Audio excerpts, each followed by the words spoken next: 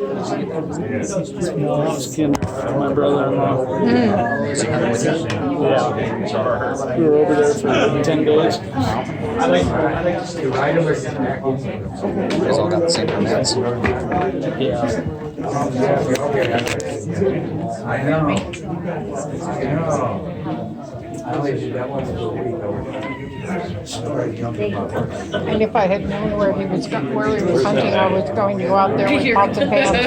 Bang, bang, bang, bang, bang, bang. You were maybe 10 feet out there. Too bad you're on that edge. Wrong side, buddy.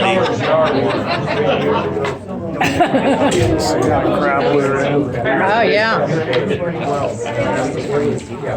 Would you like some more? My toilet unrolled. Is that, wow, you know. Gets the job done, I guess. Nap time? Nap time. Yeah.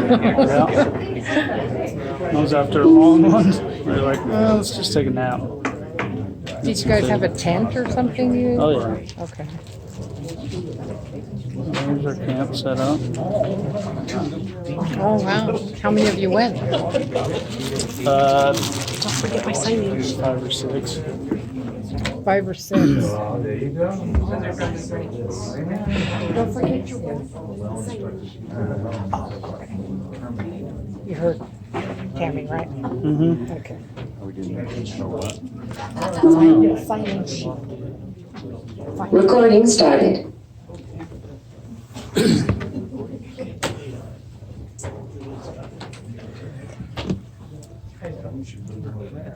Mike, no invocation tonight? Okay.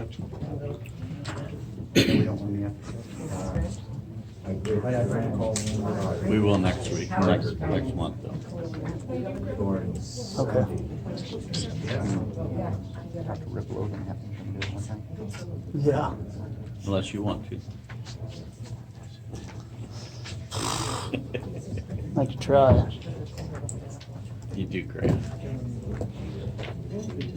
He didn't kill anything this month, so it's okay. He can go ahead and do it.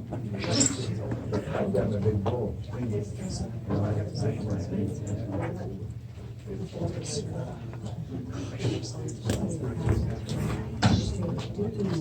gonna be a long night. You think so? I do.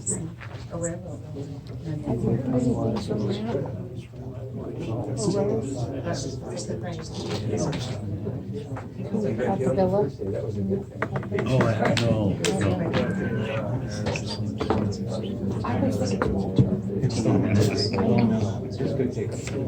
It'd be better if it fits.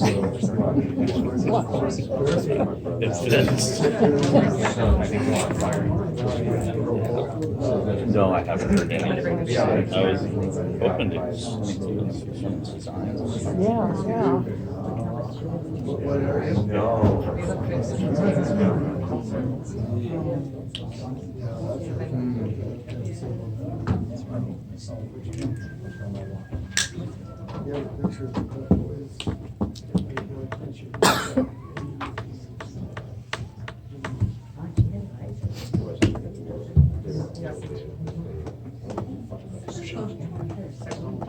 I saw Felipe there. He's in the back, Oh, okay. protecting the thermostat. Okay. Turn it up. Or down. Or something.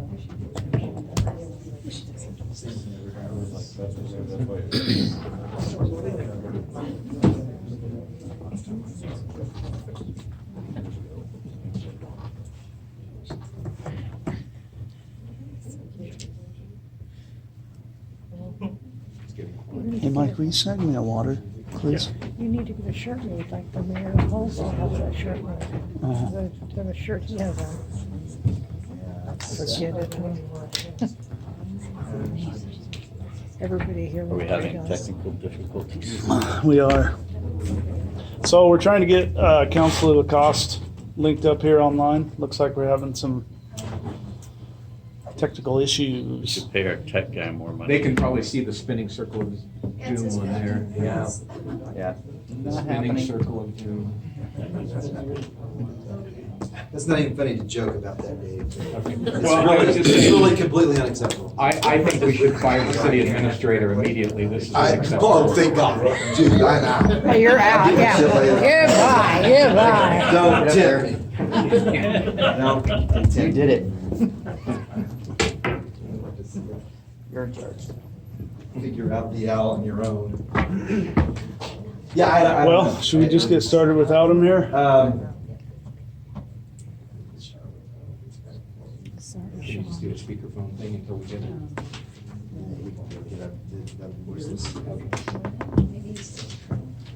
I like how you demean my ideas publicly. Well. You all heard it. Say that was useless. You heard Hey, that. hey, can you hear me? Text me a yes if you can hear me.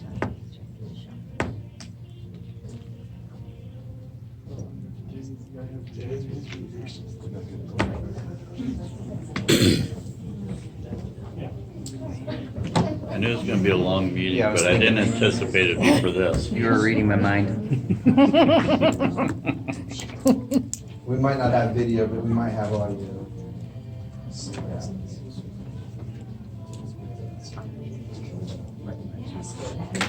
Good thing we got a Adam, bag of you candy can- over here. You can email Katie, 1-800. But I don't know what the code's gonna be, never mind, that's what I wrote you.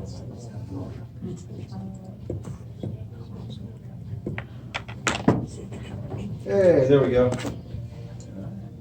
All right, let's kill Fleetwood Mac. Darn Well, it. let's not kill him, let's figuratively speaking.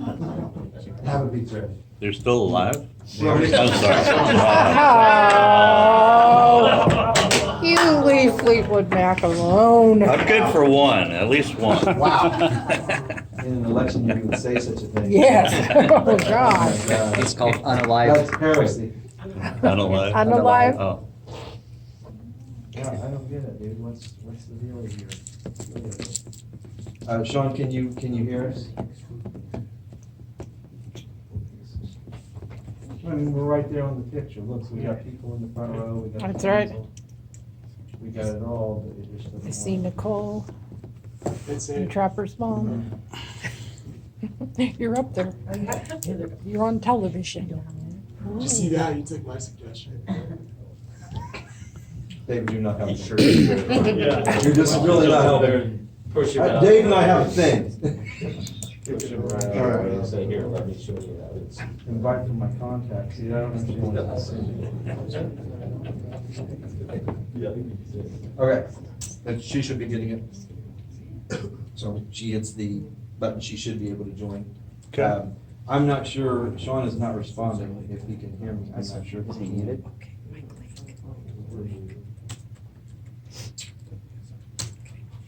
Tap to mute, and it's like, well, the darn owl keeps turning. Now it's making owl noises.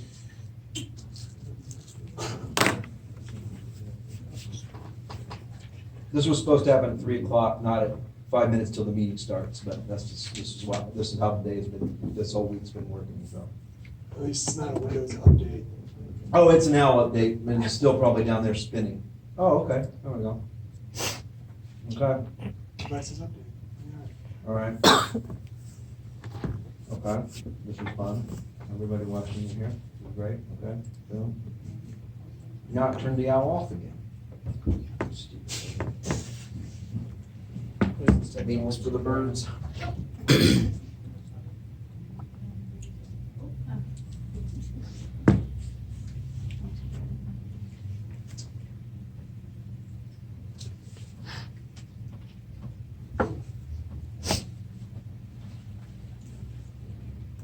Files are in the computer.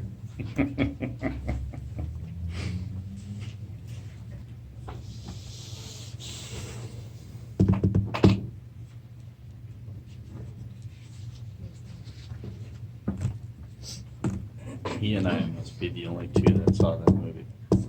I saw it too. What movie was that? Zoolander. Zoolander. I've heard of it. That's the power button. I might have you just press that in a second. I think that's a bad idea. You know, you're an electrician. I thought, yeah, why not? Give it a shot. I am going to. Just get your name on that, is it? Oh, it says, oh, this is good.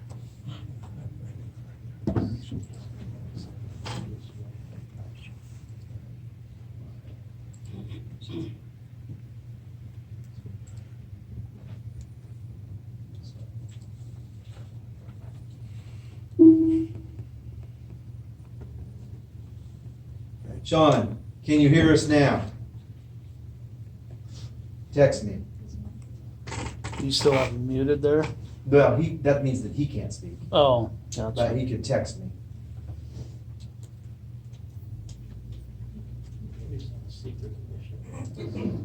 Yeah, he's there. Hey, Sean, can you hear me? Yep. Okay, great. All right, I'm mute. I'm Yay. gonna mute you. Hey, listen. Text me if you want to say something. Okay, great. Okay, Mayor. We're Ask ready to go. permission to speak. Ready to roll. Okay. Without further ado, we'll call this meeting to order. This is a regular session this Tuesday, September 24th, 2024.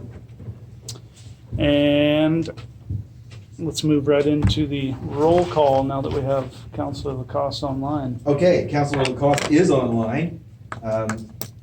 Councilor Hanson. Here. Councilor Solberg. Present.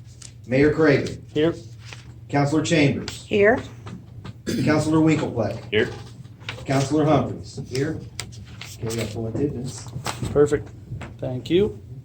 At this time, I would like to ask everybody to stand for the Pledge of Allegiance and honor our flag.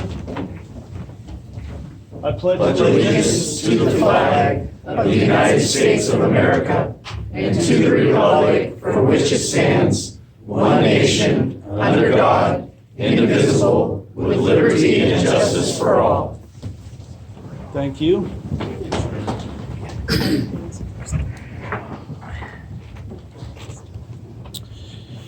And at this time,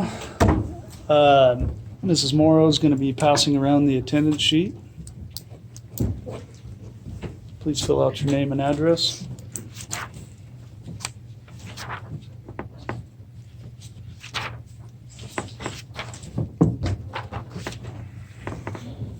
Mr. McDowell, any additions or deletions to the agenda? Yes, Mayor. Councilor Winklepleck asked that 11A, nuisance abatement modifications, be deleted from the agenda this evening. Also, council will find 3 handouts on your desk. There's a proposed calendar, Canal Company proposed calendar. There is a DEQ rulemaking for TMDL. I'll be referring to it briefly later. They've extended the comment period to October 2024, and then the fines that DEQ has issued over the last, I think that was July's fines. That's what you have on your desk. Wonderful. Thank you. Next up on the meeting agenda is approving or disapproving the minutes from the July 23rd, 2024 meeting. Do we have any discussion on this? I'll be abstaining from the vote Okay. because I wasn't present. I'll make a motion that we pass the July 23rd, 2024 minutes. Second. Okay, motion has been made and seconded. Is there any more discussion? Hearing none, all in favor say aye. Aye. Opposed? And abstained, we have 1 abstention. Yep. So that motion passes. Did we get an aye from Mr. Lacoste? Yeah, sure. Okay. Yeah. Okay, next up on the meeting agenda is public hearings or presentations. We've got the Central End School District here. And I believe we're expecting Superintendent Pelt. She wasn't able to make it tonight, so, my name's David Giro, the Central End School Board. I'm Jerry Lockwood, Mayor for the City of Halsey. And Jerry's here because he's actually participating in the Community Advisory Bond Committee. PowerPoint come up here. It's startling. That might continue to be part of my presentation. There you go, Mr. Carroll. You're ready to go. There you go. Okay, so we're gonna go through the committee process, facility conditions, draft proposals, and then we'll go into the next steps. Next. So the charge that the school board gave to the district was to create a committee that was going to review the facility needs, consider options for potential financing for a bond, develop a timeline on how that we can implement this process, consider community feedback, get everybody's input, so that way it's a community input rather than just the school board. And then this committee is gonna recommend to the school board a proposal to move forward. So, just touch on something real quick. This is a separate committee by itself. This is not the school board that's doing all of this work. And it's teachers, parents, retired people, some administrators. I'm participating in it as long as another school board member, but we're not voting members. So like when they say, hey, we really think we gotta have new lockers, we don't get a vote. So this committee is gonna come up with an idea and then they're gonna propose it to the school board. And then we'll decide to, push it forward and put it on the ballot for a bond. Timeline. So it began in January. We toured the facilities in February. Facilities assessment in March. We considered costs in April. We identified priorities in May. Reviewed the project options in June. Reviewed costs and refined the options again in July and August. And then we have 3 drafts that have been put out to the community. All this stuff is on the Central School Board website, so you can go there, look it up, download this PowerPoint, and get more familiar with it. This little timeline it's like a 1.5 year process. So we contracted with Winterlock Group, and they're from Pendleton, and they focus on facilitating these sorts of projects. In the past, we went out for a bond, and we did it all on our own, not knowing anything.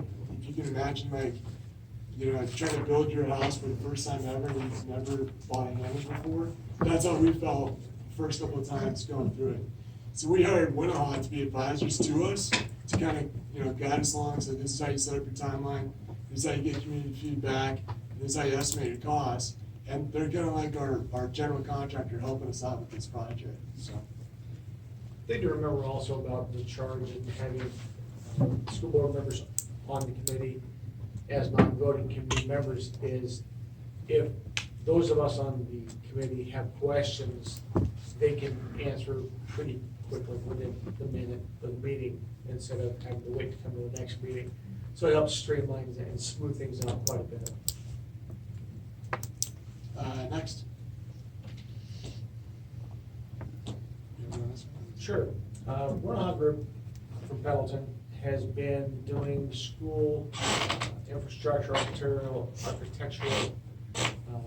programs for a great many years. It's sort of their niche, if you will. They come in, they do initial assessments, and then they do needs-based advising.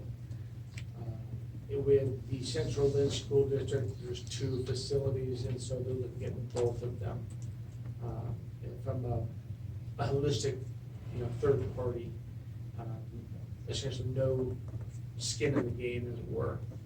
And that's been very, very helpful, because they can step back and say, okay, well, I get what you're saying, let's look at it this way. Can I ask a question? Sure. Yeah.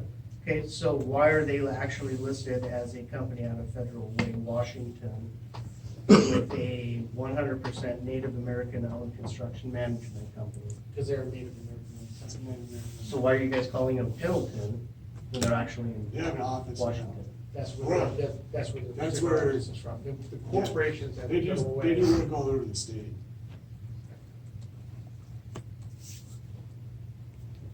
But I didn't know the actual corporate office was, so thank you for. Might want to look at that.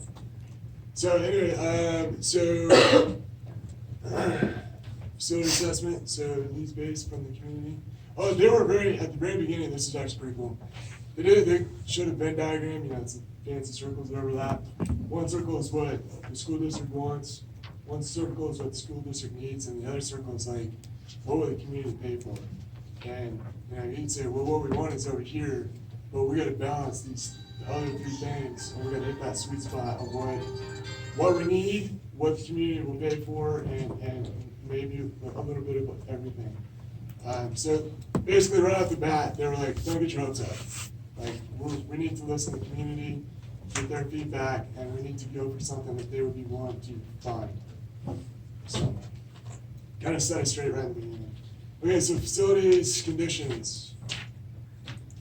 So, at the elementary school, there's a lack of security at the main entrance.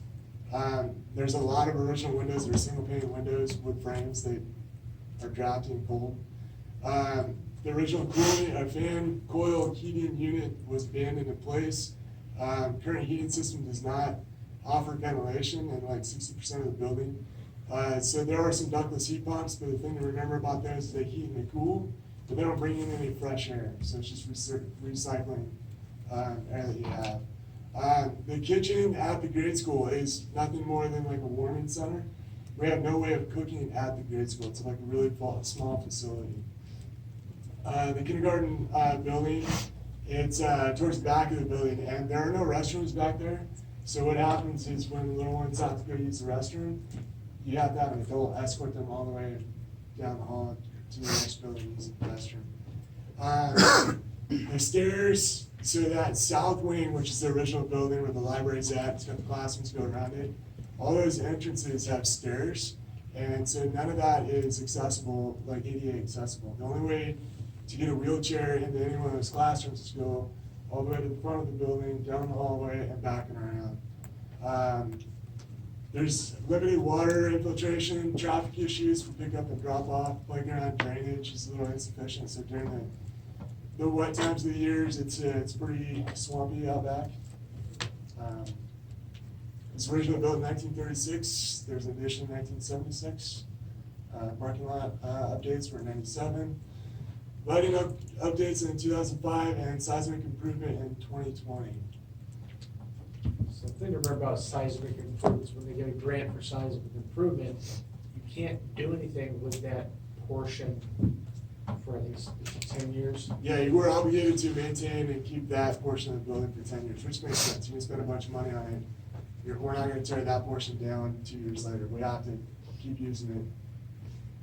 And so basically, building, originally being built in 1936, you've got the growth of the community and the kids trying to shoehorn into a small area that has been modified to sort of work. Next. So staff concerns, a lot of feedback from the staff. No air conditioning in a large portion of the building. Again, the pre-K building, the kindergartners don't have restrooms. The windows do not have screens. Critters in the walls and the ceilings, so apparently have rodent problems. Toilet plumbing, there's been several backup issues, which is a little embarrassing. Domestic water from the city is hard water, it's very hard on the fixtures. The cafeteria, undersized and does not have a good prep station, good cooking facilities. Again, almost all of the infrastructure in that building is 1936 to like 1950. So it's got some age on it and it's showing. So, and then more to this is lack of perimeter security. So gates are not locked, car access. Only hard keys are available for doors. There's leaking moisture in some of the classrooms. Old carpet, bus drop-off area floods occasionally. Bus pickup area, lots of traffic in that area. So then for the high school, so this is built in 1957. Parking lot repairs in 97. Grandstands added in 97. Seismic improvement to the gym, the library in 2020. Go ahead. So a lot of the things that I was not aware of initially was that the infrastructure for the high school was very centralized. the transformer for the building, which normally transformers are exterior to the building, is interior to the building. There is a lock on it now because physical power safety don't go anywhere. It's not a good thing. So part of the project is to modernize it, to bring it to where it's transformers not in the middle of the building, near the gymnasium, but to be exterior. So the high school has similar issues with security. 5 or 6 years ago, we did a spray foam covering on top of the roof, which was good initially, but there was problems with the application, and we fought long and hard with the contractor. And long story short, it was not a successful project. It does provide about an R10 installation, but it's difficult to maintain. There are original windows, again, lacking energy efficiency. Restrooms don't meet ADA. Many areas of the building lacks heat. I believe it was last year we decommissioned the boiler.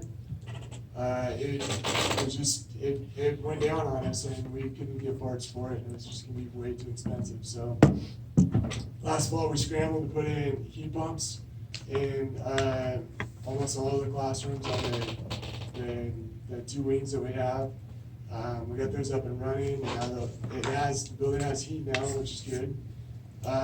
Mechanical and electrical systems exceed estimated lifespan. So that was the big thing. A lot of the equipment in the facilities was brought to our attention that it's at the end of its projected lifespan, like, and some of it's past. The science equipment and chemical storage is unsafe. There's asbestos abatement likely in the flooring and the tiles. Next. Some classrooms used for storage, electrical transformers located inside the building. That's actually right, it's a room right adjacent to the gym. I went to school there, and the whole time I didn't know it was there, and it's just behind a locked door, and it's 3 very large 3-phase transformers. There's a tension getting for sure. Yeah. Breakers are outdated and they're blown, and we're having a hard time finding replacement breakers for them, for that system. So, again, question, back to the slide ahead of this. You guys have already done the entire fencing around the facility, Yeah. yet you're still showing that as being needed. So the fencing went around the perimeter, but we didn't get the gate and the control access to the main portion of it. Isn't that included in the grant that was just received by the school district from COPS? We did, so that will probably come off in this.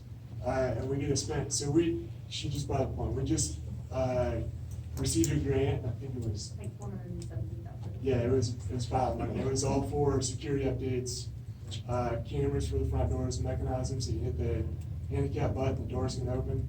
And we can use it at the high school and the grade school, and it's reimbursement. I think there's a 2-year timeline on it, and if we get this bond, then some of that money can offset to lower that cost of the bond. So, yeah, that was huge, thank you. Yeah, at the time it was started, that grant hadn't been received yet. We've been applied for, it hadn't been received yet. There were over 1,000 people that applied for that grant. And 108 received grants. Yeah. Central one as well. Next. Next. Staff concerns at the high school. It seems what we already pointed out, windows, schoolyard. There's no interior hallway. Actually, this is a big one brought up by the teachers. You go to school there, like I didn't realize this when I was a kid going to school there, because it was just how it was. I was to school there, did my thing. As an adult walking through there, it kind of blows me away. There's no interior, on those classroom wings, there's no interior hallways. And so, like in the middle of a class, if a kid needs to go to the library or something of that nature, they actually go through classroom to the next classroom to the next classroom to get out. And so it's disruptive to the teachers. The other thing is there's a lot of like little nooks and crannies because of the way that it's all set up that kids can hide out and sneak and skip a class. Things of that nature. That was a big issue that I didn't realize until we talked to the teachers. Yeah, when the building was designed, it was called the open milieu design, and it's a super wonderful thing that everybody's gonna love until they didn't.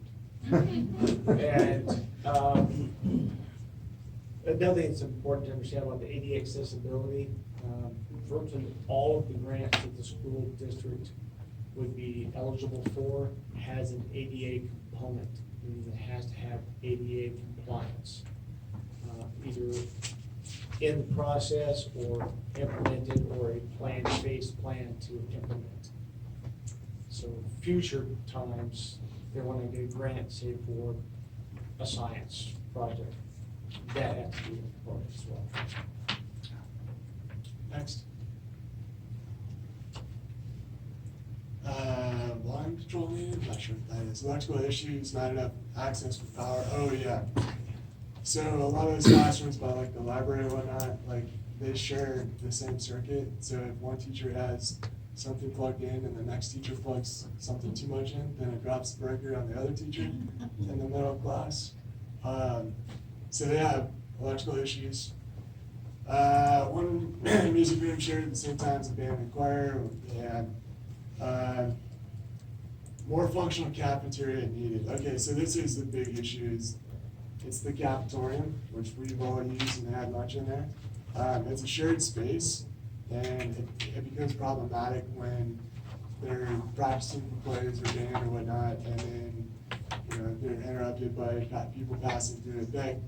That space is used as a hallway, in addition to a cafeteria and an auditorium.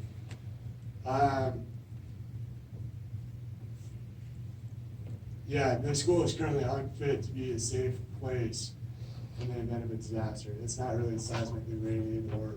So again, the question, electrical issues, not enough access or power. Yeah, there's a lot of extension cords and.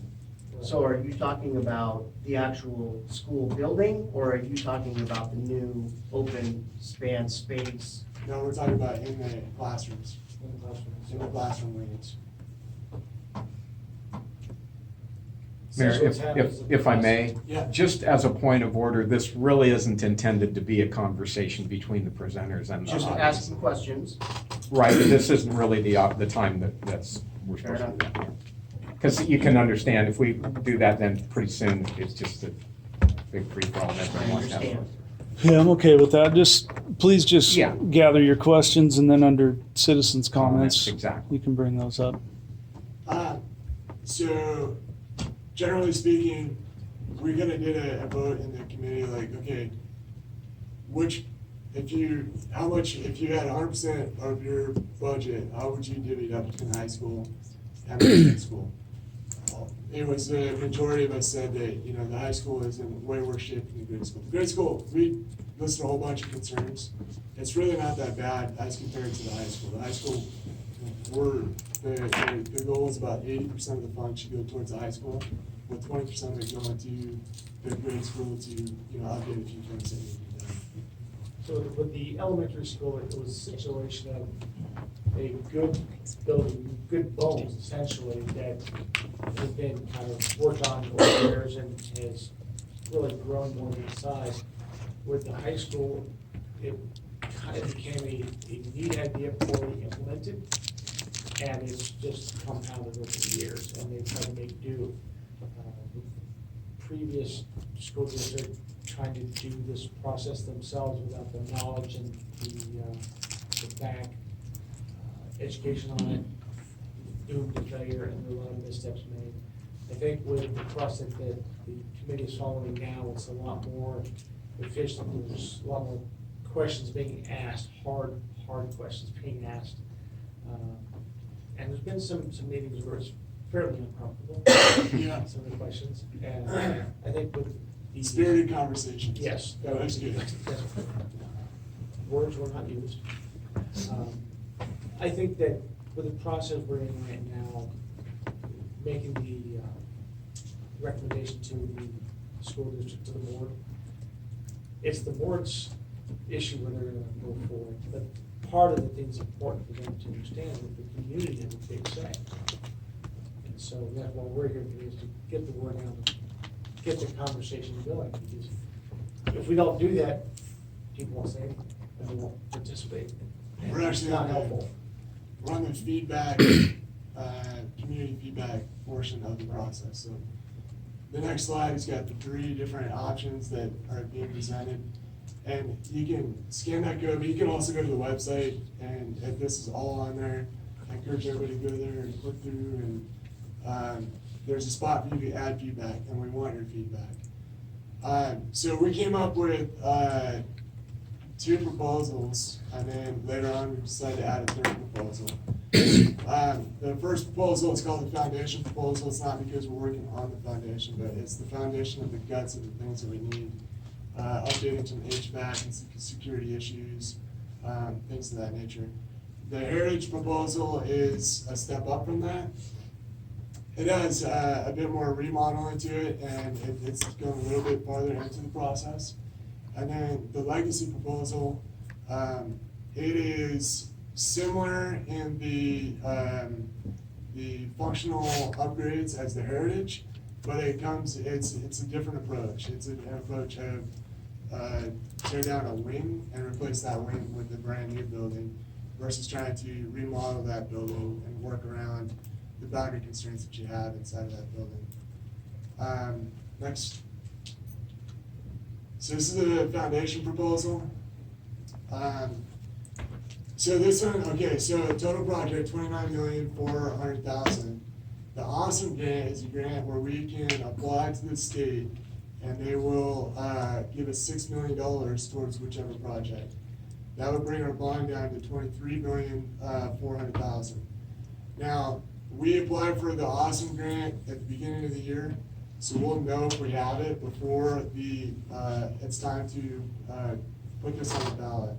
So if we don't get the Awesome Grant, we'll probably just hit pause for a year and reapply again for the Awesome Grant, because we can't turn down $6 million. Like that's pretty huge. So the foundation one, it's looking at so. All right, so there's into the south, the wings, the classroom wings. There's language arts and science wing. One of the options is they're talking about there's an overhang on the outside, and it's an 8-foot overhang. These beams stick out. They're talking about, well, we could build a brand new wall, put it out at the edge, and that wall can be a new wall with insulation and wiring and updated windows, the whole thing. Then we could take out the old exterior wall, which is 8 feet back, build in a new interior wall and put an interior hallway to make it an interior passageway. So it does a couple of things in one shot. We get some energy updates, new windows, we fix a layout problem, we fix the security problem, and then we can do the same thing on this side over here. We're talking about updating bathrooms, remodeling the locker rooms. I've been in there before or lately, they are really bad. And then, so the other big problem is that this is the new middle school. The kids currently come in through the gym, tracking rocks and mud and whatnot, so they're talking about making a separate entrance off the side, like a dedicated hallway for that. The next slide, please. So each one of these this builds on the last one. So it's all the same stuff I just talked about, but then there's more. They're talking about possibly a new weight room on this side over here. Still updating the locker room. So our current food service at the high school, there's 4 different activities that go on. There's cooking, dry storage, cold storage, and then dishwashers, right? Or main stuff you'd have in your house, right? They're in 4 separate rooms at the high school. Right now, cold storage is over here, dry storage is over here, dishwasher's over here, and the kitchen's over here. So in this plan, their suggestion is to consolidate all that, put it into a modern kitchen where we can actually cook and prep and keep everything in one spot. The thought is to remodel all of that space as the main office, and then all of the main office, turn that into the full kitchen where all 4 of those facilities are combined in one spot. We take a part of the courtyard that's not used very much, turn that into a cafeteria. So then we have a dedicated cafeteria with a cooking facility, and that would leave the auditorium to be dedicated auditorium. So there's not any competition from multiple sources. On the sides, we're talking about moving the exterior wall out 8 feet, and then moving the interior wall in another 8 feet in. That creates that hallway, which reduces the chance of student interruptions of classes. So this one comes in at 40,540,000. After the awesome grant, 34,540,000. Next. Okay, so we had the first two plans. Some time went by and we came back and said, hey, wait a minute. We didn't really consider, like, what if we take out a wing and put a new steel building? Because then you don't have the, like, you could build a building with a better layout and a better structure and the whole thing. So our architect said, okay, if we took out these two wings, that was whatever, I forget what it was, 10,000 square feet. He came up with the equivalent steel building square footage to offset that same. Oddly enough, the numbers are almost the same, and we hammered him hard. We had several guys there saying, are you sure about that? And we had spent another hour on budgeting on the numbers and how they came up with it. So long story short, this is very similar to the first option, except we would do a new construction for portions of it. Again, the gym and the cafeteria stay because that's what we've already done the seismic upgrade with. So it's got a new roof and it's got R30 insulation, and it saved us a ton of money on the heating bills already, so that stuff stays. So that's your three options. Next. Okay, so we're asking for community feedback. So this is where you can go to the website, click through, look at all the stuff, click on that link, give us feedback, say, hey, you know, whatever it may be. I think we should go for an even cheaper option, nothing altogether, or should do more, or I really feel like we need a bigger weight room. Whatever it is, we want your feedback. Then we're gonna review it, then the community, the bond committee is gonna get together again, and then they're gonna bring it back to the board, and then the board's gonna make a decision to move forward. And the best part, step number 4 is the oversight committee. So we're gonna put together a committee that their whole job is to watch this project, to scrutinize the budget, to scrutinize the timeline, to make sure that there's not excessive spending, and that, you know, we're staying on track with the project. The thing about the bonds or the grant itself is whatever's being used for that grant has to be used for that, it can't be used for something totally different. So if the bond comes together, here's the plan, it's the phasing idea. If at some point, something out of the blue comes up and we're gonna have a cartwheel or fair merry-go-round or whatever, that can't be used for the bond or the awesome grant. So whatever's agreed upon is agreed upon, and we'll just work that way. Next. Okay. Anybody open for questions? Does council have any questions? We do. So what is Yeah, the Mike. actual property value that you base that against? Mike, please hold your comments Oh, I'm to sorry. citizens' comments, just to keep a little order here. Which is coming up soon. We can ask them to stay. Yeah, Yeah. So I do have a that's what I question. was wondering. So, just as a citizen, you see a lot of these measures come across, you know, hey, vote for marijuana.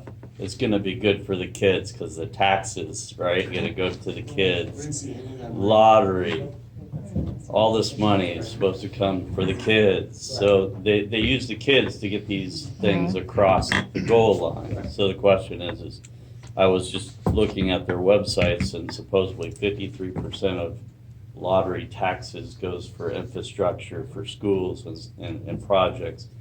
Have those avenues been looked at? Is there any funds? Is there, you know, what kind of money do these things that we pay for already is available?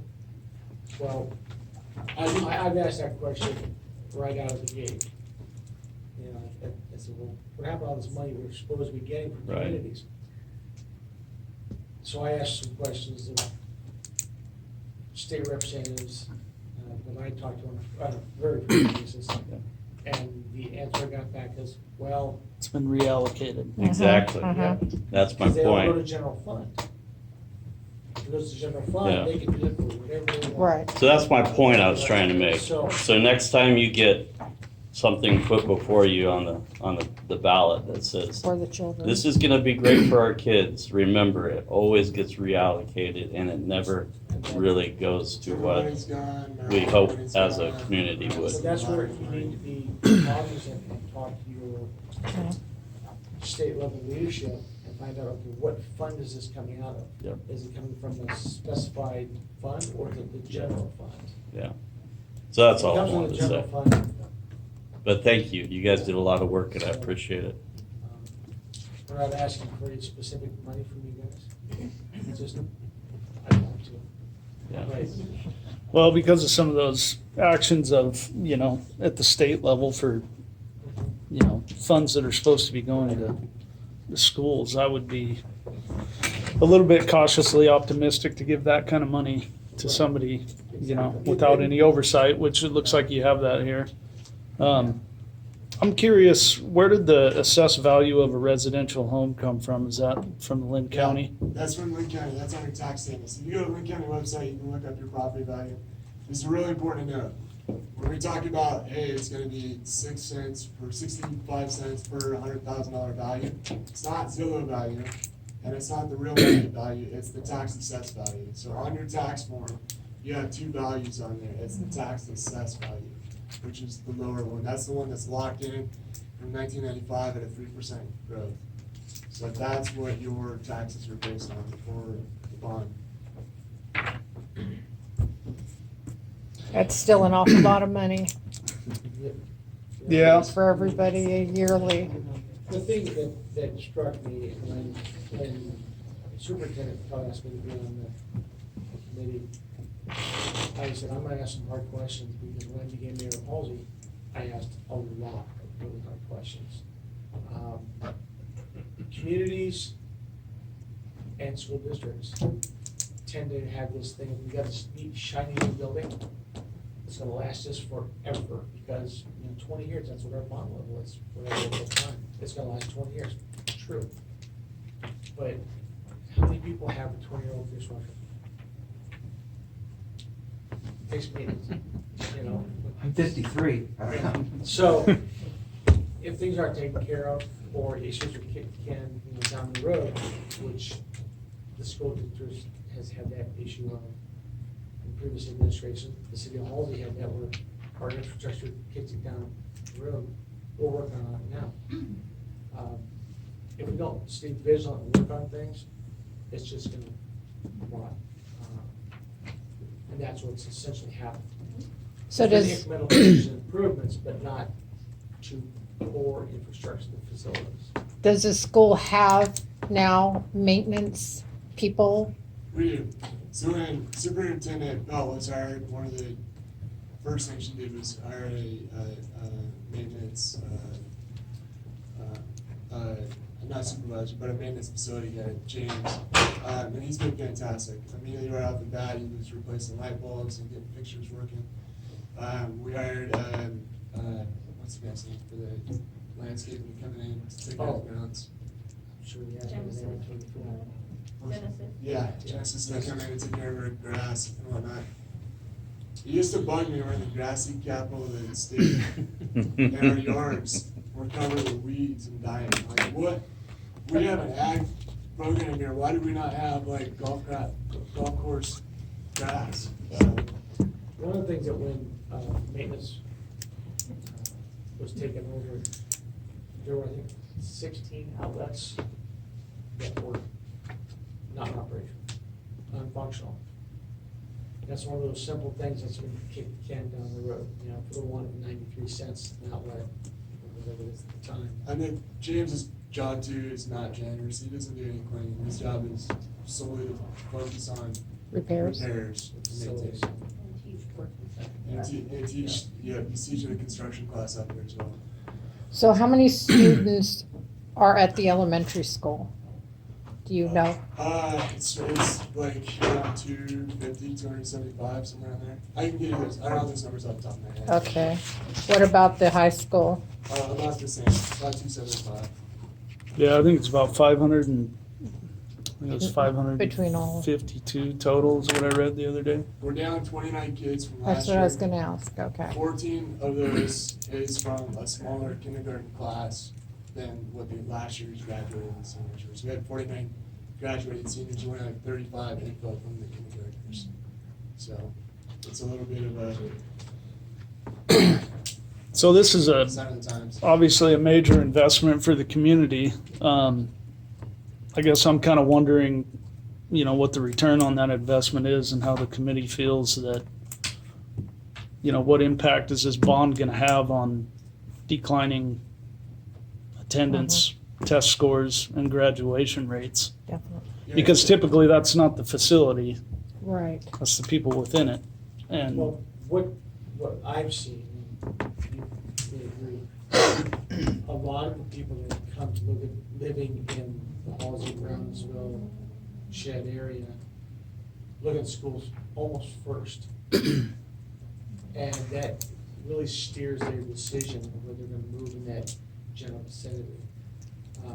I have emails several times a month, people wanting to look at moving in the Halsey area, and they ask what the schools are like. I'm not gonna lie to them.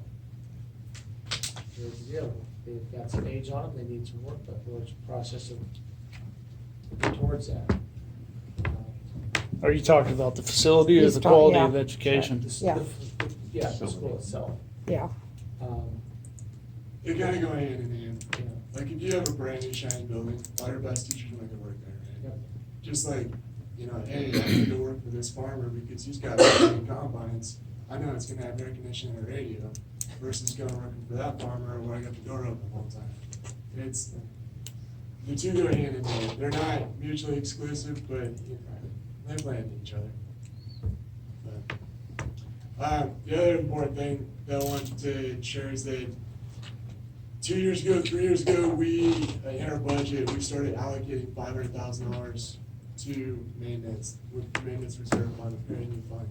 So the financial structure of how the schools, the state gives money to the school districts, and the school districts use that money to fund the education, which is staff and supplies and stuff like that. Your infrastructure is supposed to come from your local community. So that's, your bond is put together to build a new building or do something major like that.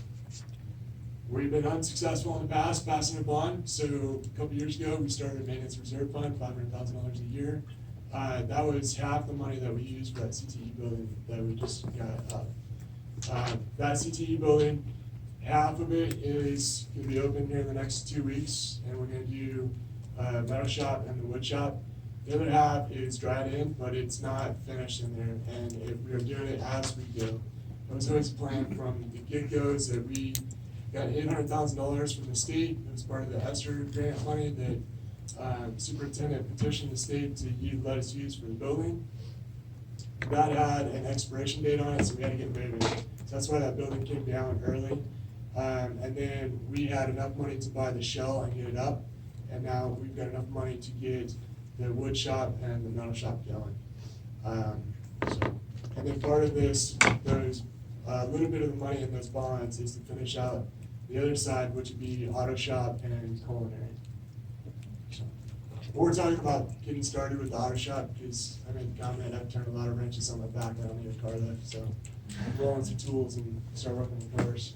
It's Do you fast happen paced. to know what the all funds budget is for the district? All funds. The all funds budget, all funds, Like the total budget? the total budget, The from total- everything, federal, state. The total money that we received is, it's around 10 million, 11 million, somewhere around there.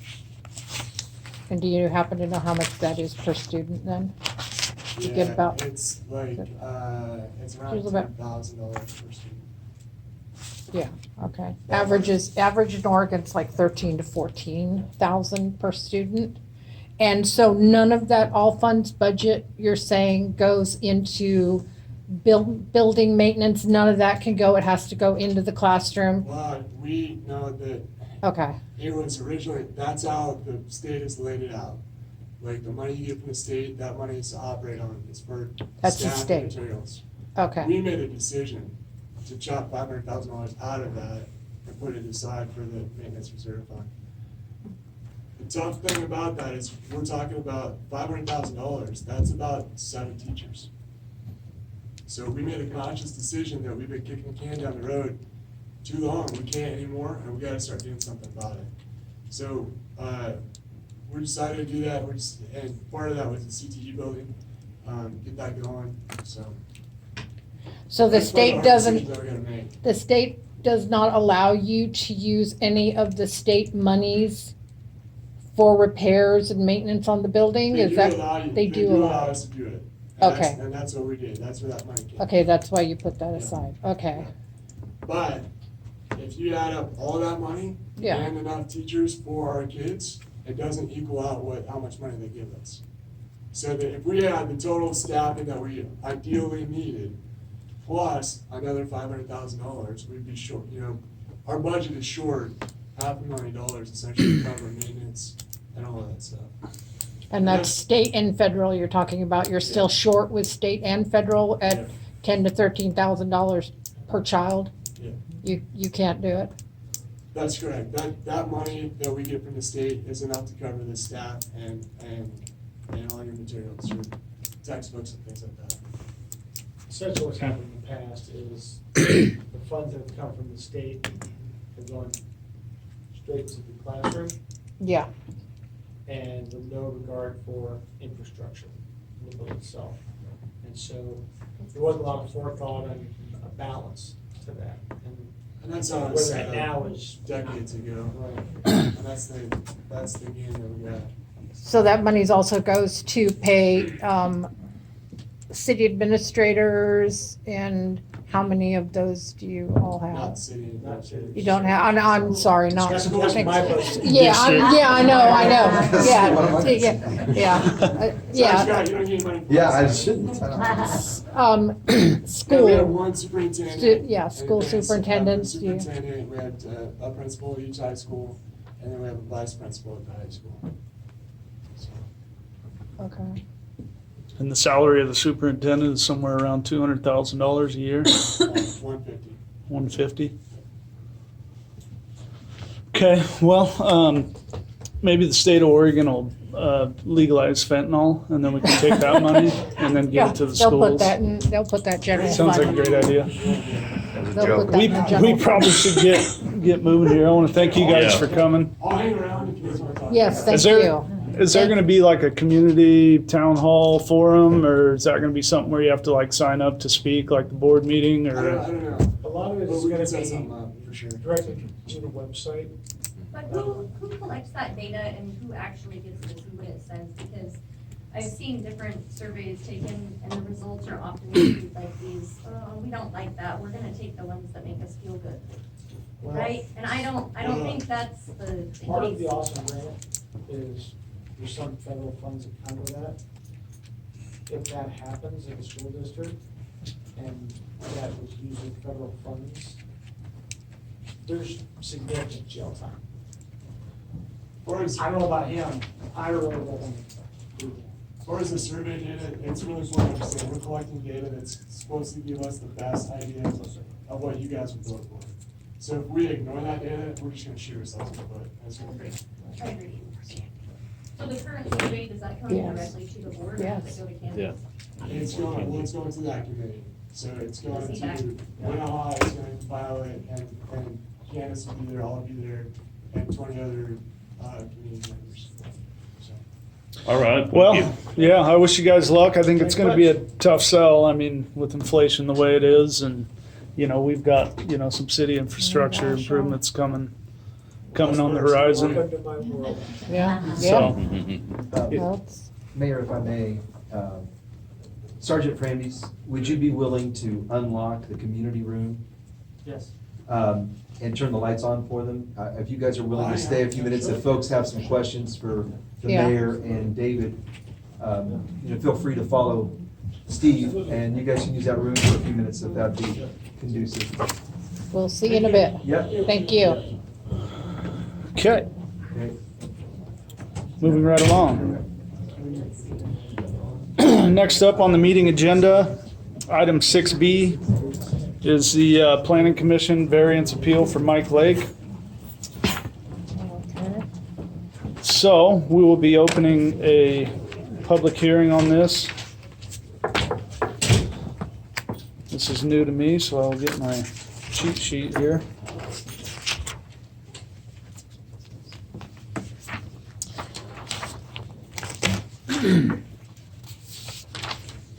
Okay, so we will be opening this hearing based on the agenda item title, which is the variance appeal for Mike Lake. Council be acting in a quasi-judicial manner for this hearing. Council may only consider information that was provided to the Planning Commission during their review of this application on August 26, 2024. Council must apply the variance criteria based on the Brownsville Municipal Code. And we've got Administrative Assistant Elizabeth Coleman, who will be giving us an oral review. I'll make it short. You got 3 minutes. I can do it in 3 minutes or less. Okay, timing, somebody time. So the city received a land use application for a variance request to reduce the setbacks for an accessory structure that is located at 190 Kirk Avenue. The variance is to reduce the setback from 5 feet to approximately 1.5 feet. The structure, it's an RV cover, was placed, and so the applicant has requested to leave the permission to leave the carport, the RV cover in place. So that's basically the application in a nutshell. 5-foot setback is the accessory structure requirements. It's been placed 1.5 foot from the current property line, and a variance is required for a setback change. There you go. Show off.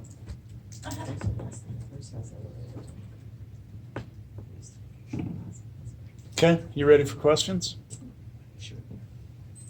Michael has a question. I have a question. Did the party that put the structure up come to you before they put the structure up to find out what the perimeters were and what the code was? Yes. Before they put it up, and then they didn't do it? And now they want a variance, or how did that all come together? In a nutshell. So yes, the staff spoke with the applicant regarding the requirements to place an accessory structure, an RV cover at this point on the property, and what the setbacks are, and what a variance request would look like, have to meet for criteria to be approved for a variance. And it's not necessarily something that just happened, so the applicant had the opportunity to do that if they so chose. And yes, the structure was placed after the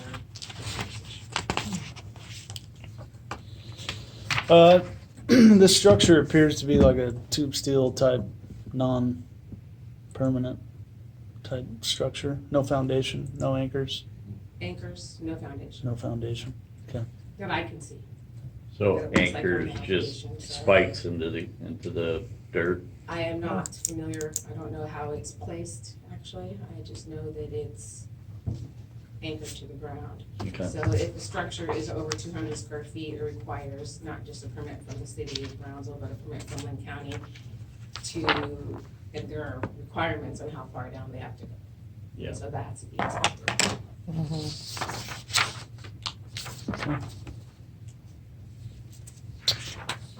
Anybody else?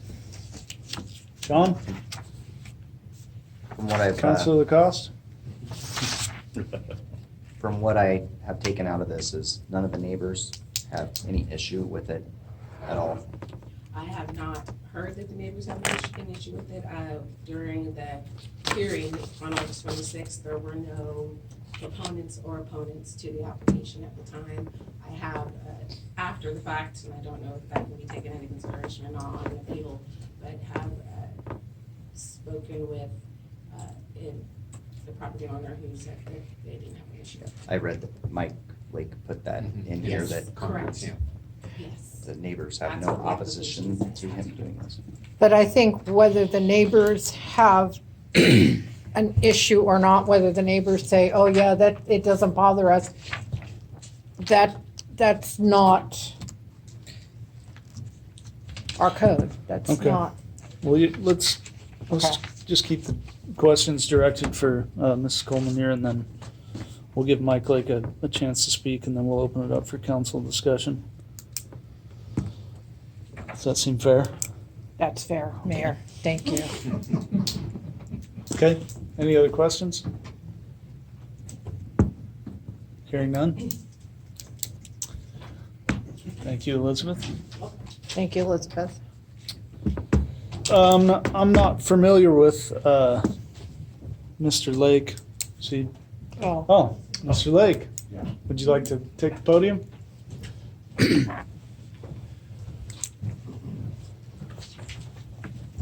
Welcome.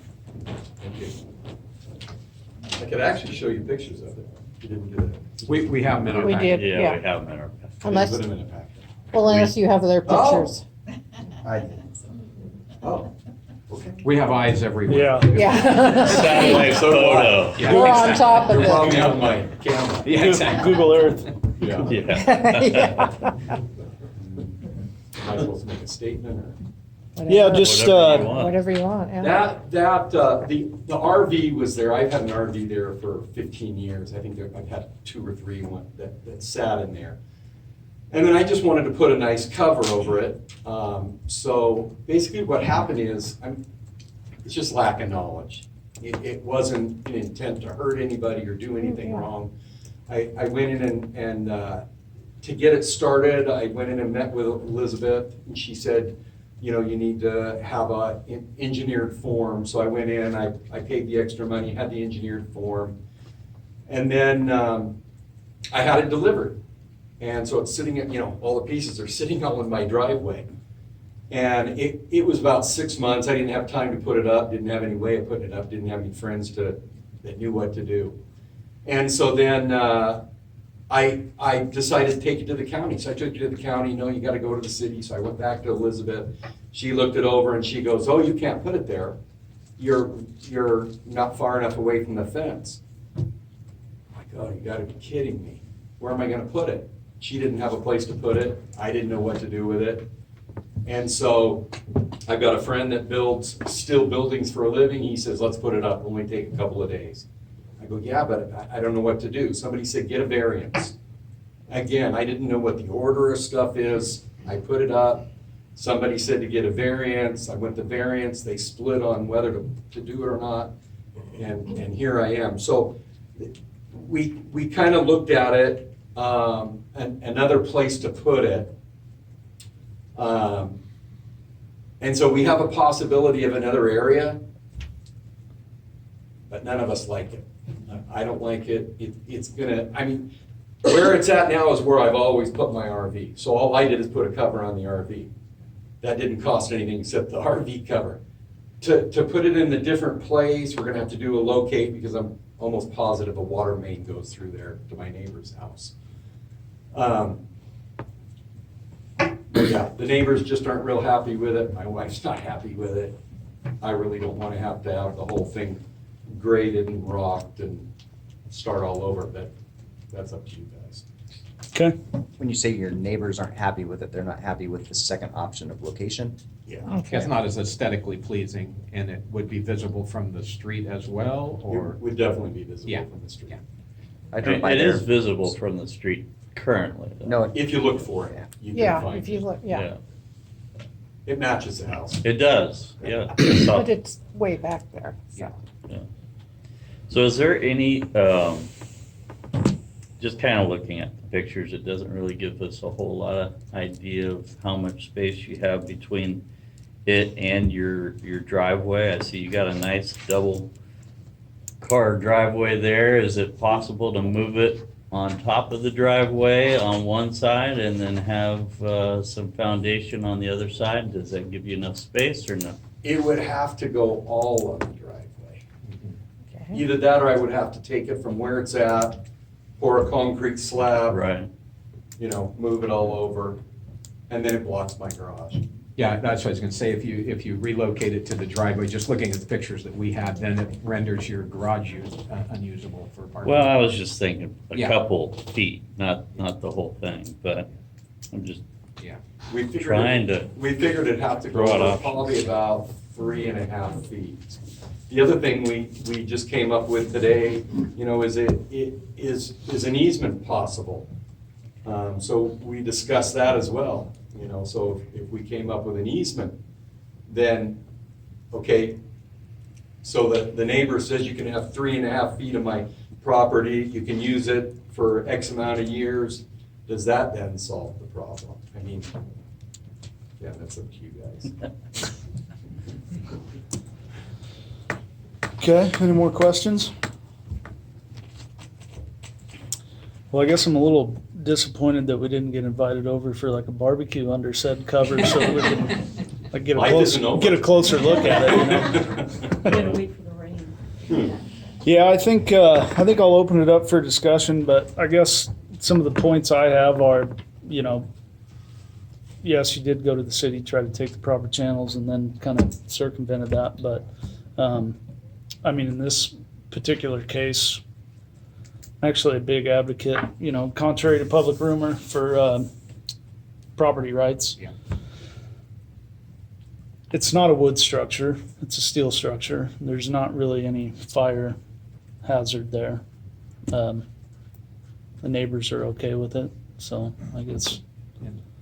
And even though it's anchored to the ground, I really, this is my personal perspective, I really kind of view those as temporary structures. I'm not speaking from the standpoint of the Brownsville Municipal Code or the ordinances, but just, you know, it's easily removed.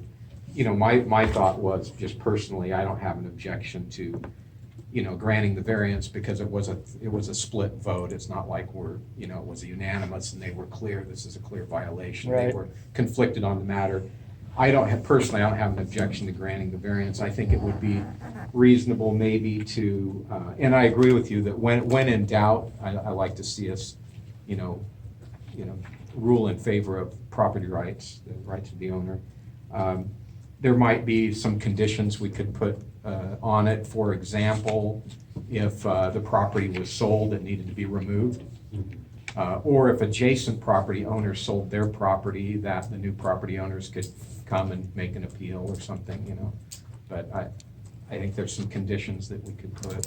You know, I don't think it's unreasonable. Okay. You know, to give the variance. And then before we get too far in the weeds here, I need to let community members notified of this appeal have the opportunity to say whether they're in favor or against this. So this is your opportunity.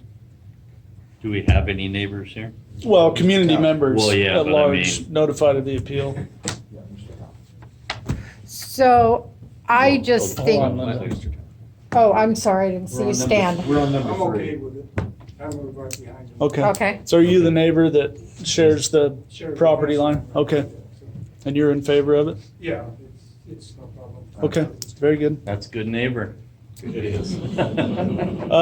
Is there anybody else? They say good fences make great neighbors. You must have a good fence. Okay, No? Just a good neighbor. You said fence, I wanna hearken back to the gentleman to put the fence up that looked really nice. Well, Looked really, no, I'm, you know, no, it looked really nice there. His okay, fence well, looked really. Let's take care of community No, members in favor of. Yes.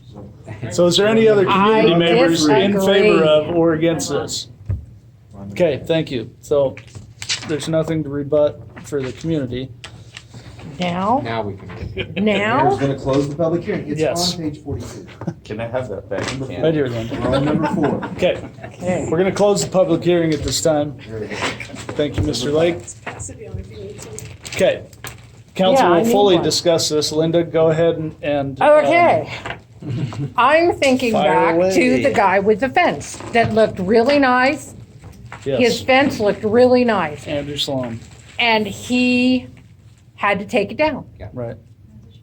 And That is, I've thought about that same parallel. I think there Permanent are some structure on differences. city property. It was on its public Only right of way, difference. it's a different issue to me. yeah, that, Okay. okay. But he also did not, I mean, ignorance is not an excuse. Mhm. But there was no ignorance in this, he knew.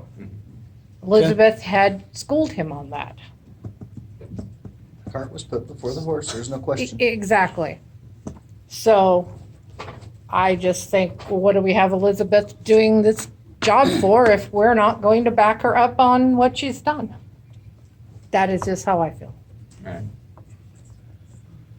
And we also made these rules. So we could have cohesiveness through town, whether we like it or not, you know? Right. Because I personally don't care if he has this RV Right. thing there.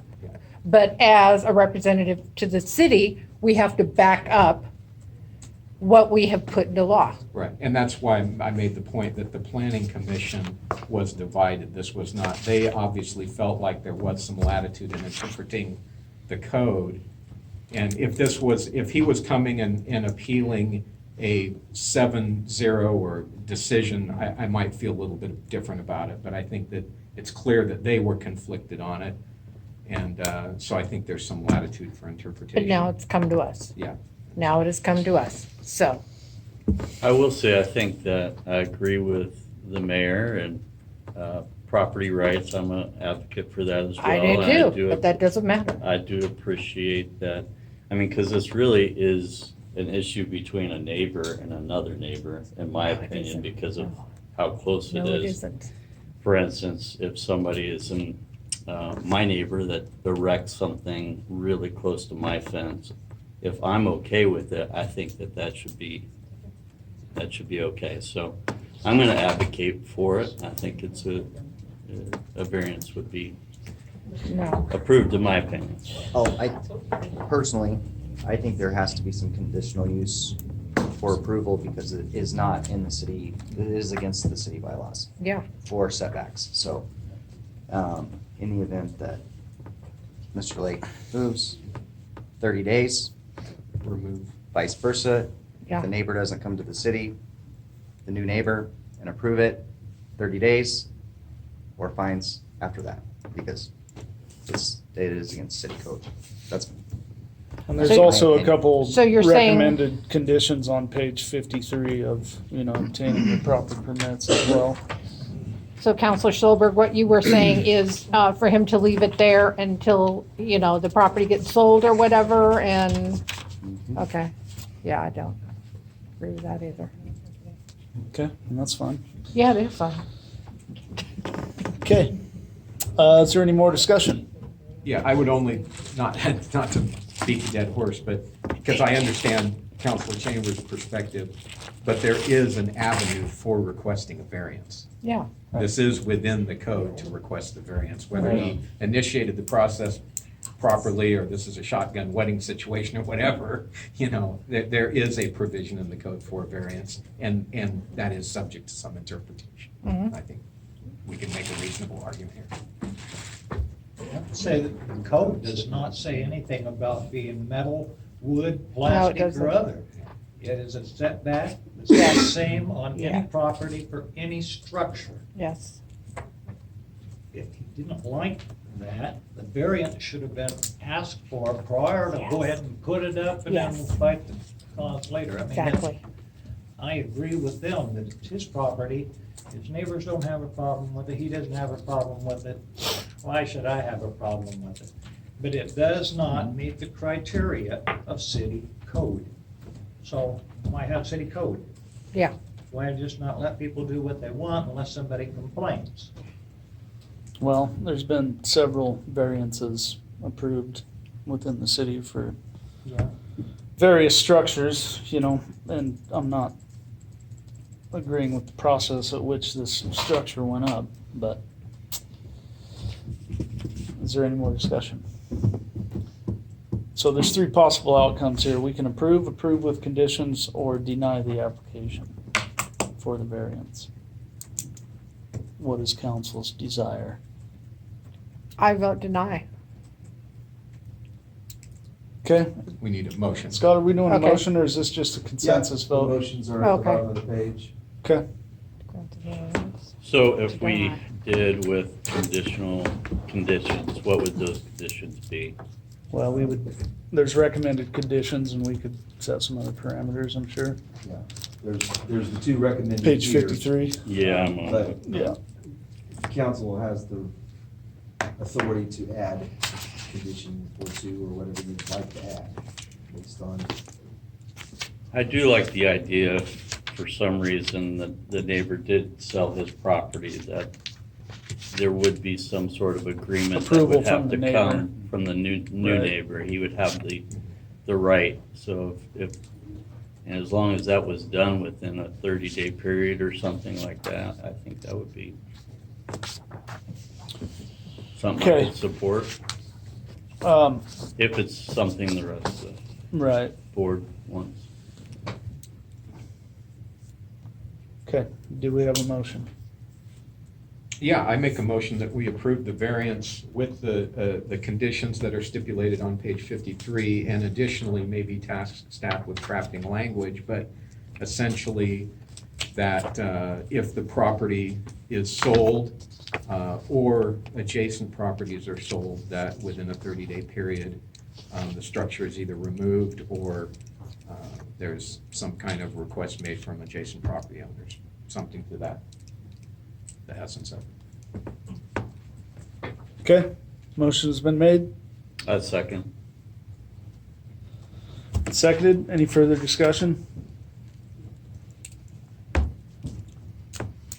Okay. Can we do a roll call vote on Oh, this, yeah, Scott? we're gonna have to do a Yeah. roll call vote on it. And I'm gonna need a little bit more clarity on that motion. It's way too loosey-goosey. Yeah. So, basically, if you can amend your motion and read what is written. When you're in a planning commission hearing, it's a quasi-judicial process and everything is a little, we can play a little looser in council because of the nature of the meeting, but quasi-judicial process is more about the procedure than. So basically, if either property changes hands, I would say, if you're gonna make a condition, my recommendation would be if Mr. Lake doesn't own the property, right, okay? If he sells the property, then he has to remove okay, the structure. Because otherwise, you get a neighbor in there, they had a conversation, the neighbor moves in mad, the neighbor gets in there, finds Yeah. this clause, makes him remove it, then it's just tit for tat, it's the 1982 Tupperware party all over again, so. okay. I make it simple. Do you have that, Dave? Because you're gonna need to modify your motion to say something like that. Existing neighbor that changes his mind. Yeah, what about? No, okay, let me make myself clearer. If you're gonna make that condition, I would say okay, so you would basically say, I make a motion to grant the variance to Mike Lake, 190 Kirk Avenue, and to adopt the findings of fact and conclusions in the staff report dated August 19, 2024, with the following conditions. Recommended conditions of approval will include: 1, the applicant shall obtain a Lynn County building permit for the RV cover; 2, applicant shall obtain a City of Brownsville accessory structure permit; and 3, or 4, but 3, if Mr. Lake moves from the residence, he must remove the RV cover. Right. Because otherwise, set aforementioned reasons why it Yeah. would be. And I'm more concerned that if this gentleman was to move, the next person coming in would need to Approve it. That's where my concern is. Or have 30 days to object. Yeah, Yeah. that gets a little in the Yeah. weeds, so. I mean, the bottom line is, you don't go to I'm not trying to take a shot at anybody. Yeah. I know it's gonna come across this because I've been out for. But if Mike still 24 hours. lives there and we But what approved it for him. What I'm then- saying is, yeah, it's approved for that applicant. The person who buys the house can't complain because the park's there. The park was there when you bought Right. the house. Yep. So, that's the logic there, is like, the new owner knows the existing condition upon Right. purchasing the property. That's why it really needs to run with the owner. Yeah, Okay. Does that make makes sense? Yeah, Yeah. that makes sense. Okay. And All right, I Dave. need a Snicker bar. can you restate that, please? You want to, okay, We have no Snickers over here. I know. okay. We have a record of the language that was suggested, and I will just move the Through rules of that that out. language. Okay, You want one of these? Thanks. There you go, Betty. Okay, roll call vote. Counselor Winklefleck. Are we voting on the? Amended motion? Amended motion. Yes. The amended motion, correct. Yes. President Chambers. No. Counselor Solberg. I approve. Counselor The Hanson. amended agreement. Yay. Counselor Humphries. Nay. Counselor Lacoste. Uh, Are you with us? You're voting yes, Sean? This is almost exciting. It's like Yes. drama. Yes, okay. From Bosley? Yes. Bosley. Bosley. Okay, so that Charles motion passes 4-2. Did you vote? Did I? Yeah. No. Did you have to? Okay, that motion passes. Thank you, Mr. Legg, for joining us. Pleasure to meet you. Yeah. Enjoy your Hopefully it was a cover. pleasure to meet us, right? And remember the next time, Thank you. Okay, moving right along here. listen to Elizabeth. Next up on the meeting agenda is item 7A, department reports. We have Sergeant Framby's here from Lynn County Sheriff's.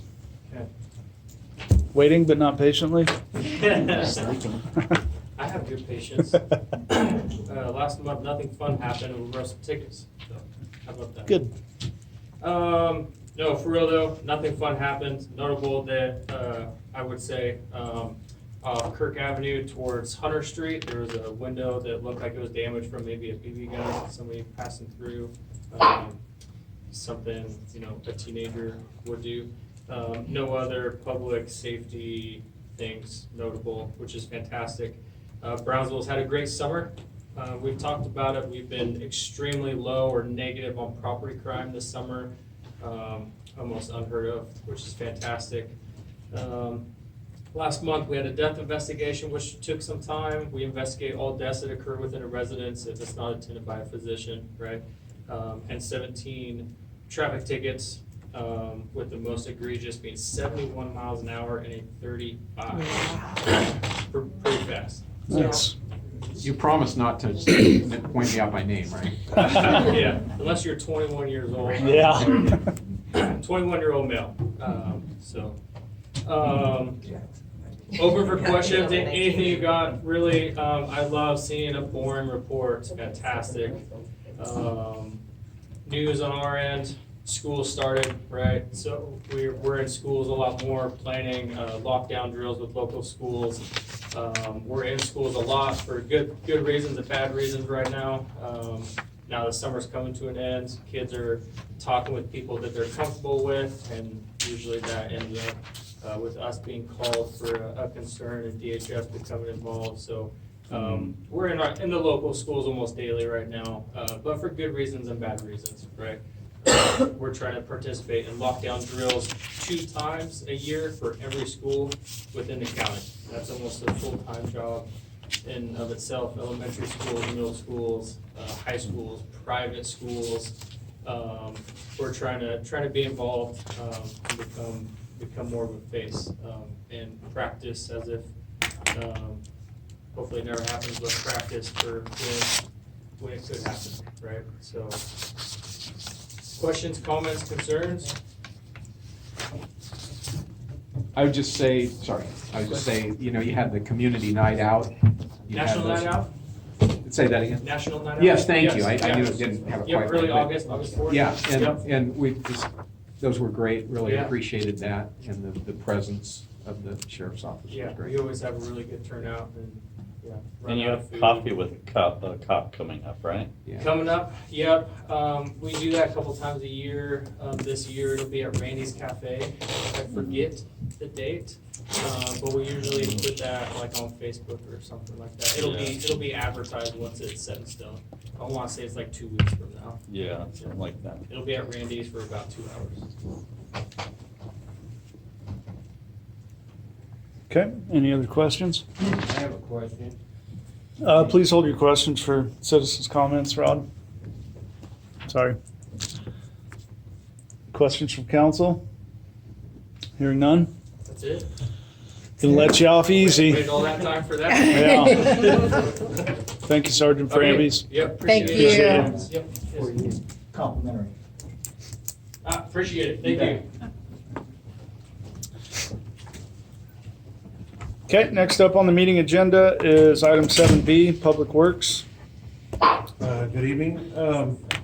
I'll just try to keep it short and sweet. So some updates of projects that are going on. The GR12, the well that's located down by the bridge. Project is almost done. Last thing we have to do is hook up the SCADA, which is our monitoring software and all that stuff, and a little bit of electrical work. I'm hoping that'll be done by the end of the week, and it should be done. That's really, really hopeful, thank you. Another project that we're working on right now, this has been mandated by the Oregon Health Authority, is we have to do a complete inventory of every water service connection in town. We have to identify what kind of material the pipes are on the city side, what types of fittings, and also on the customer side, we have to identify the pipes. So it's a lot of, we're just getting started on that. So essentially we're going around with a shop vac, cleaning out every meter box, identifying what kind of pipe ours is, what kind of pipe the customer's is, and so basically it's all part of the lead and copper service line program. And we have to identify galvanized, and we have to put those on a list of mandatory replacement if they're on the city side. Anyway, so it's, we have 876 connections in the city. There's a whole bunch of those that I already know what they all are because I was there when they, like all the new subdivision, I know what all the pipes are out there. So I can narrow that down by probably 150 to 100. It's not gonna take us very long to get it done. Once we get going on it, it is what it is. I could sit here and guys it all day. Anyway, we installed 2 new water services, one over on Averill Street over here, and one over on Oak Street on the north side of town. On the streets, we did replace one of the trees on Main Street that died on the gateway. And we replaced one tree on River Avenue over in River's Edge subdivision that also died. And the city is responsible for those trees, so we did finally get that replaced. Took us a little while to find that species of tree, because there's about 10 different species and trying to find the right one. Anyway, our tree guy found us the right tree. Down at Pioneer Park, all the park hosts have finished up for the season and they have left town. They're headed back to Arizona. Their last day was on September 9th. They exited the park on September 17th. And again, because one of the caretakers had some medical issues going on, we hired a seasonal, and that person wrapped up on September 19th. So Public Works has taken over all the duties down at the park again. Oh joy. And, well, we just get people to rent the facilities and don't clean them, and it turns into quite a project with rose petals and other things that they like to do at weddings. And anyway, it's probably really nice for the wedding, but it's terrible for the guys that clean it up. Let's see, I don't think I have anything else for the parks. And at the rec center, we're just finishing up some just little odds and ends things. It's one of those things we'll probably never be done with.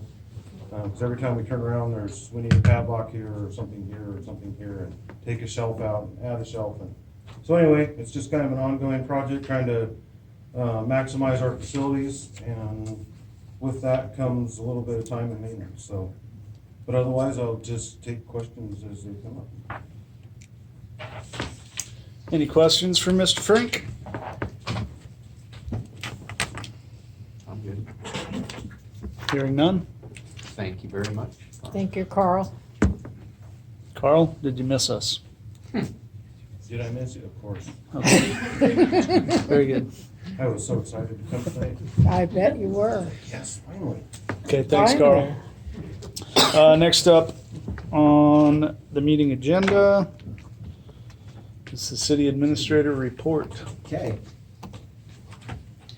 You got 3 minutes. Yeah, right. Carl covered that. Want to talk a little bit about some active projects and some things going on as we're rounding the corner. Going to hit you with a ton of information, some of which was in the agenda packet, some of which is fresh. Carl and I got a landscaping proposal out. Carl indicated that the landscaping folks might start on the rec center landscaping project as early as this Friday. Carl has been up there working with the contractor, subcontractor on some lighting issues with the low voltage system, a bunch of other issues there. Some windows got put in that were cracked. The one in the main area, the one in the family restroom, and the one in the custodian's closet. That there's still some painting stuff to do that's supposed to be done soon. The issue with the flooring, of course, we're up and rolling for volleyball. And it's being used. We ordered some equipment on that. We're gonna wait to see on the issue with the flooring. I requested the warranty for the floor be extended for 1 year, and it was approved. So we do have an additional year on the floor. You know, the thing on that is that could be, I don't know, this is me surmising, but this is a very old building. It was originally built in 1867 as a Methodist church. And during certain times of the year, you know, the doors will stick, the building shifts, and then, you know, once the rains start, everything will start working properly. We might see something similar there, you know, we're hoping. But we still need the as-built plans and other manuals. Administrative assistant Janae Beaver and I did a sweep through the building, trying to make final lists and adjustments so that we can start renting that out very, very soon. Anyway, so that's an update there. Carl covered that. This has turned into a nightmare, couple of nightmares going on. I came in Saturday because we got the audit delivered, and I was gonna work on the audit. I was gonna be here till 10:30. I checked my email at home at 6 in the morning. I'm like, that's weird. I can't get in the backside of the email. I don't know. That's probably something silly.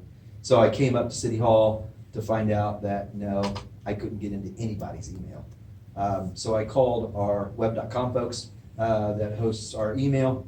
I spend an hour and a half on chat, which is one of my favorite things, my absolute favorite things to do.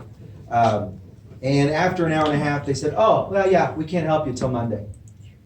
You're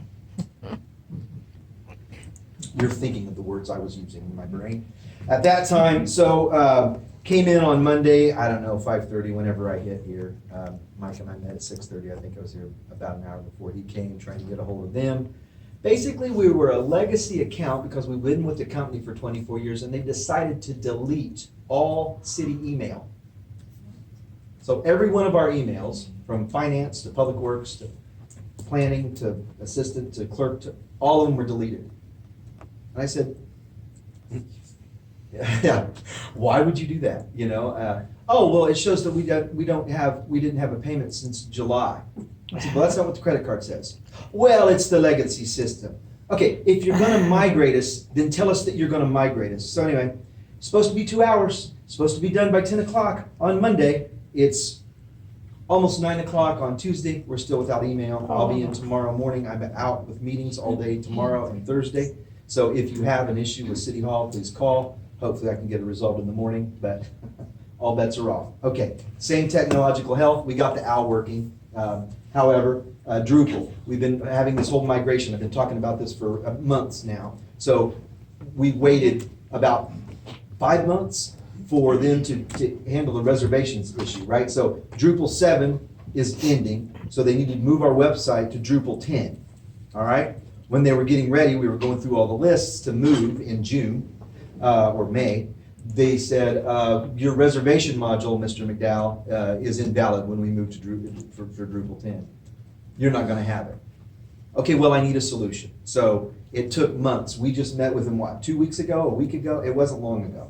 Anyway, so we've got a reservation module, but it's costly. The website's going up. This is why I was trying to avoid a company like Civic Plus because it's a national company. So when we did the website 7 years ago, we went with AHA Consulting. They were out of Portland. They were a local firm. It was great. They had the platform that we liked. It was easy to use. Mrs. Coleman and I worked on that project together. We got everything going for it. Pretty awesome website, really award-winning. I mean, everybody loves it. So the problem with that was now it went to Municode, and then it went to Civic Plus. So I was told when we did the Drupal thing that, oh, your hosting fee is going to double. We haven't charged you since you've been on there. So not only has the hosting going to double in 2026 because they got 1 more year, but the reservation module is about as much for the reservation module as it is for the website. Then I was told that there's now ADA compliant issues that we have to get. So I'm in the middle of looking at this whole issue here to try to determine what the best step is for the city. It's a very big deal because our website is one of the major ways we electronically communicate with the community. Switching gears, Canal Company. So got the video done, the initial training video or the informational video done.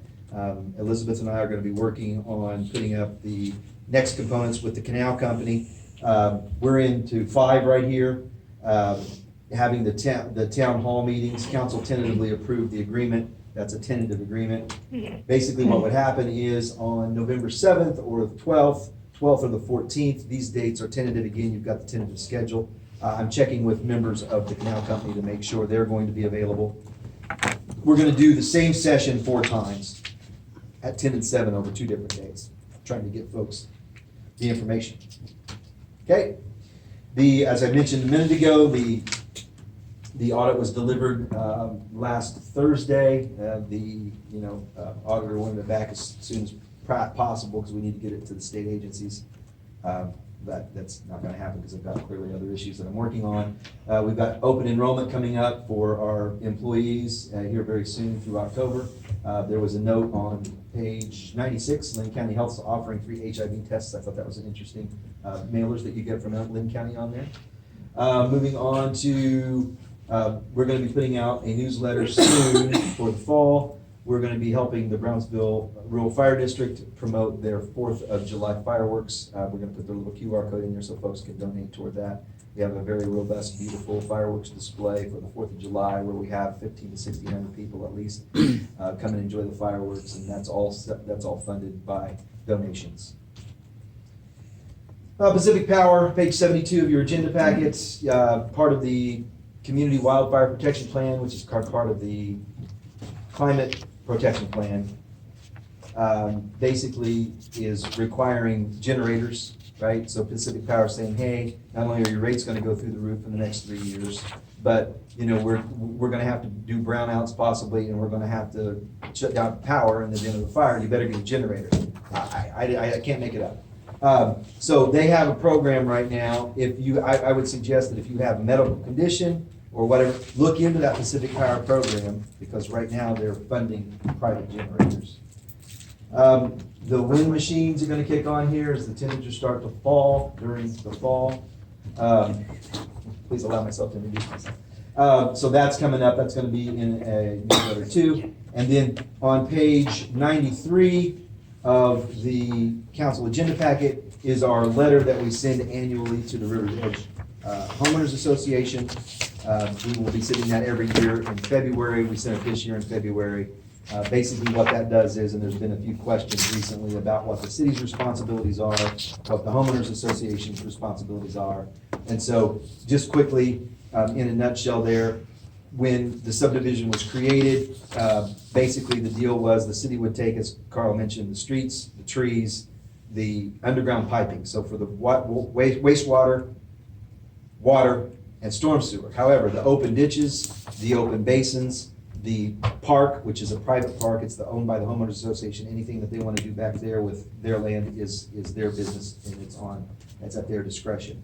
There was an issue recently regarding homeowners association had an issue with their covenants, but the city we do not enforce covenants. It's up to the leadership of the homeowners association to make sure the covenants are followed by new homeowners. So that's where we're at with that.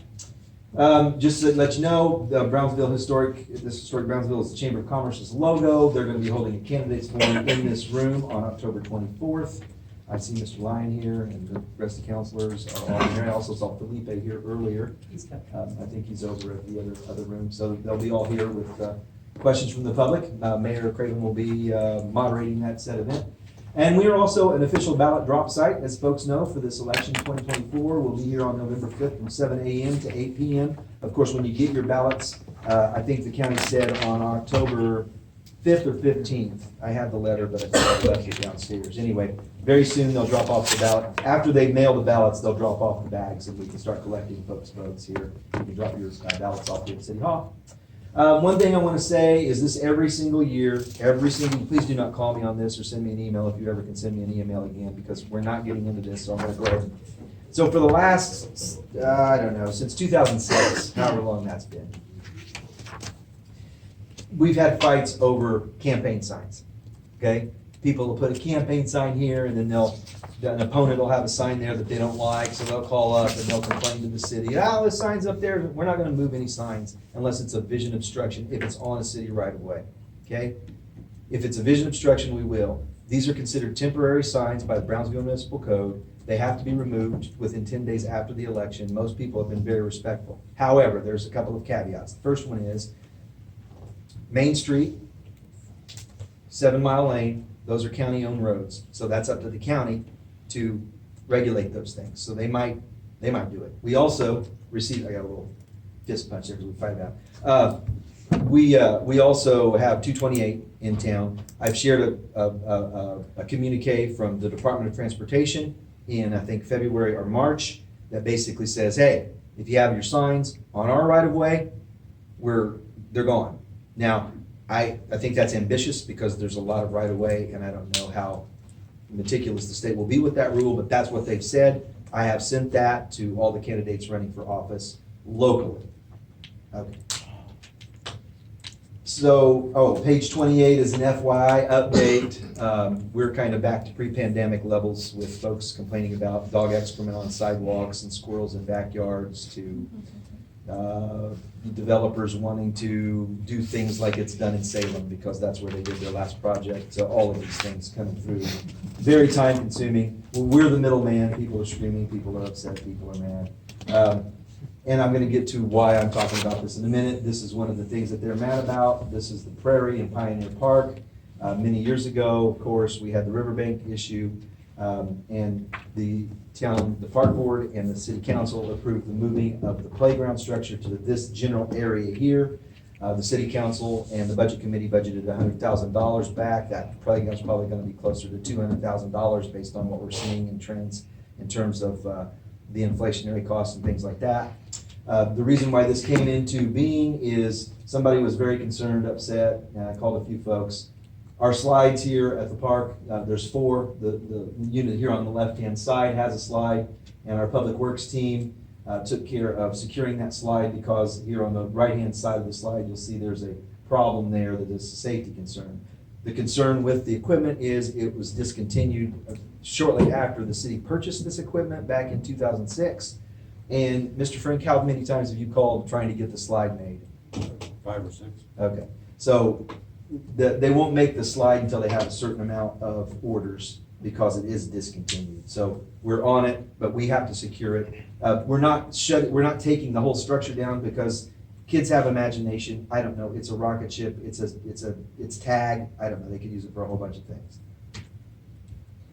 Brownsville advocacy. We're getting ready to roll into advocacy. I'm going to talk a little bit more about this, but I'm talking about it very briefly tonight because this is kind of the kickoff as we get closer to the long session of the State Legislative Assembly. We're part of the Small Municipalities Advocacy Coalition, of course. I have a meeting tomorrow where we're going to talk about what our platform is going to be for this upcoming legislative session in light of the policy positions that council has already taken. Once I come back with that during October, I will be sitting down with our Legislative Advocacy and Policy Committee to make recommendations to council, and I'm hoping that those can come to council in October if we have enough information to do that with. You know, Pericles said just because you don't take an interest in politics doesn't mean politics doesn't take an interest in you. That's one of the impetuses and thrusts behind us creating an advocacy committee. And what does that mean? Well, legislative action, whether we take it or Salem takes it or the feds take it, basically aims to control behavior, right? It's about control, and they do that in a few ways. To permit, to prohibit, to promote, and to punish. And what we've seen over the last few years, and really actually a few months, I mean, just since June, they're getting into this to punish mode pretty heavily. There's always a crisis, many crises. Everything's a crisis. It's got to be dealt with now. Of course, over 200 years ago, James Madison said, "Crisis is the rallying cry of a tyrant." Take that what you mean for what it means. LOC is supposed to be there for the cities. They're supposed to be an advocate for the city. They're supposed to be there speaking with one voice to the cities and for the cities. The problem is that the divide between rural Oregon and urban Oregon is so much now that we really don't feel like we have an advocate in the LOC. And I'll talk about that a little bit later. Two, they're supposed to be there for home rule, and that's fallen off. And then how is it falling off, you ask? Well, the United States Supreme Court just had a decision on the Grants Pass case. That was an amicus brief. That was one of the most, I think there was 28 briefs written to look at the Grants Pass case, which is why the United States Supreme Court took it over. Didn't matter what side of the aisle you were on, from Governor Newsom to Governor DeSantis, they all agreed that this needed to be looked at. So, of course, the United States Supreme Court ruled against Grants Pass, ruled against the case. That was the Martin decision that I talked about, where they cited the Eighth Amendment of cruel and unusual punishment for the homeless thing. However, we're waiting because we're trying to see what the LOC and CIS, the City County Insurance Services, is going to do. They're not going to do anything, it doesn't look like. I mean, I don't need to try to get everybody mad, but bottom line is what we're waiting on here is several cities have went back, 5 or 6. They've drafted ordinances. Those ordinances are enrolled on council agendas, and we're going to kind of wait to see what that looks like. I've been told by multiple sources this will be in committee. They will be looking at this. I railed at the League of Cities meetings. I said, you know, this is absolutely preposterous. The House Bill 3115 should be completely repealed, and the state legislature should be forced to start over. The problem with it is that's not what they're going to do. It's just like some of these other bills that have passed. I chastised LOC quite a bit. I said, you know, it's interesting to me how you've become a lackey for the state agencies. You know, you're making sure that you're the hall monitor, and you're making sure that I fill out their surveys and then I meet their deadlines. And not just me, but any city administrator in the state. It's troubling. It's concerning. That's why I'm bringing it to your attention. Chevron decision, similar thing. December 2nd, 1970, Richard Nixon signed a bill that brought into being the Environmental Protection Agency. In that bill, they gave rulemaking authority to department heads, right? Which basically usurped the power of the United States Congress. Well, in 1984, Chevron sued and basically lost. The court said, no, that's allowed. Well, again, amicus briefs were filed, and the Supreme Court just recently, here in June, I think, reversed that decision too, which is basically in favor of the cities, and I'll show you why.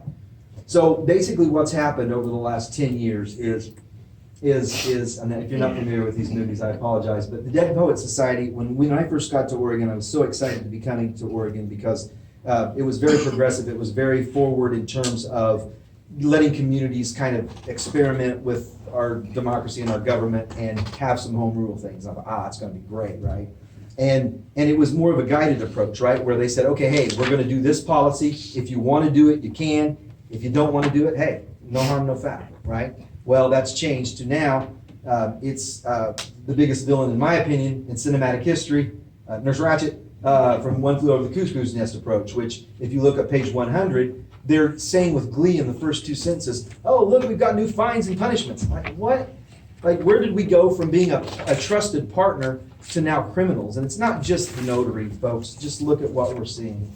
Here's some of what we're seeing. I know I'm going to go over this later, but real quickly, you can sign up at the state to cover and follow state agencies that are going to impact the city, which I do, which we do as part of LAPC, our advocacy folks, our committee that we have. And this is really where I need that time thing with me in the middle, trying to referee every single fight in town. This is where the advocacy of council has to come in. This is why we've hired Sean Tate through SMAC. This is why we need letters to be going through, not just council, but out to our groups that are going to be impacted. But rules all the time. VOC, we're going to see this in wastewater. We're going to see it in water. We don't have underground storage tanks. You get the idea. The bottom one is one with this Recycling Modernization Act. That's going to hit you as a ratepayer twice. It's going to hit you because products are going to go up, and it's going to hit you when you dispose of your waste. It's just the reality of it. At DLCD through the Oregon Climate Action Plan, or OCP, We're moving ahead with analysis here. Any of these things that you see, there's public hearings, there's public comment. If you have something to get on there and say it. Even if you're in opposition, even if you're for it, I encourage you to get in there and make public comments. Oregon Climate Action Plan, CPP, extends these rules. So these are some of the rules that are on there for folks to go in there and review. Again, I strongly encourage that so that you can make those determinations. FEMA has recently come out. This is death by 1,000 cuts, or in my view, death by 10,000 cuts. So about 16 years ago or so, they wanted to pass, the feds wanted to pass Waters of the United States. I've talked about it before. It was relatively disastrous. It was basically a land grab. According to all accounts, read it on your own. Don't say that I'm the devil or whatever that people are saying. Bottom line is read up on it. Basically what it was going to do, it was within 1,000 feet of a waterway that had an endangered species, you weren't going to be able to build on it. It was a massive takings. It was completely in breach of the United States Constitution. So it didn't pass. It recycled back 4 years later, it didn't pass. So now what are they doing? They're going at it a different direction. So now we've got some FEMA guidance on some ordinances and stuff that we're looking into, trying to figure out what we have to do, what we're required to do, and what we might be able not to do. But this is a different way to go at the same issue. So as you can see, we've got a lot of alphabet soup. We've got a lot of compliance issues. We've got a lot of regulations. Scott, you're always talking about this. This doesn't impact Brownsville. It does. A lot of these rules are completely arbitrary, which is the reason for the Chevron reversal. They're made by department heads. We don't have the ability as a city to go to our representative and argue about it because it's all done through administrative code, right? Here are just some icons of some of the federal agencies that can make rules at any time. We've seen activists do some things. This was just earlier this summer. This photo is from Oregon Live, where the utilities in the industry was like they struck down some of the climate program. I know you've all received your gas bill and your electric bill, all of which you see the costs going up over the next 3 years as much as 34%. So anyway, all of those things fall into play as to what we're looking at. This little thermometer here should probably be exploded. The reason why I'm bringing these things up, because we have to look at these factors as a council. As you all know, this is in the council packet. You know, what are we going to do with the general liability of the city? What are we going to do with the legal implications of these things? Do we have the political will and support? How do we mobilize efforts for advocacy? How do we do those things? And these are all things that we're going to be talking about here. Now, Brownsville impact. Here we go. So, BOLI, Bureau of Labor and Industries. You know, we say, oh, we have to take the lowest and best bid. Yeah, okay. So, BOLI, they set that rate in, I think, 1954, 54, 56, 58 at $50,000, and it's never increased. So basically, BOLI will add about 40% plus or minus to your project. So our $2 million rec center, just in wages alone, we paid about $800,000. The family bathroom, fire and life safety. The building was there for 100 years, never had a family bathroom. We were required by that. That to the tune of 180. Fire suppression system. Again, these are local control things, folks, is what I'm saying. If we wanted to put a family restroom in, it should have been up to local folks to make that decision. Same thing with the fire suppression system. It was required by the code, so a building that lasted 100 years without it had to do it, 280 grand. Extra exit on the other side by the restroom, 160 grand.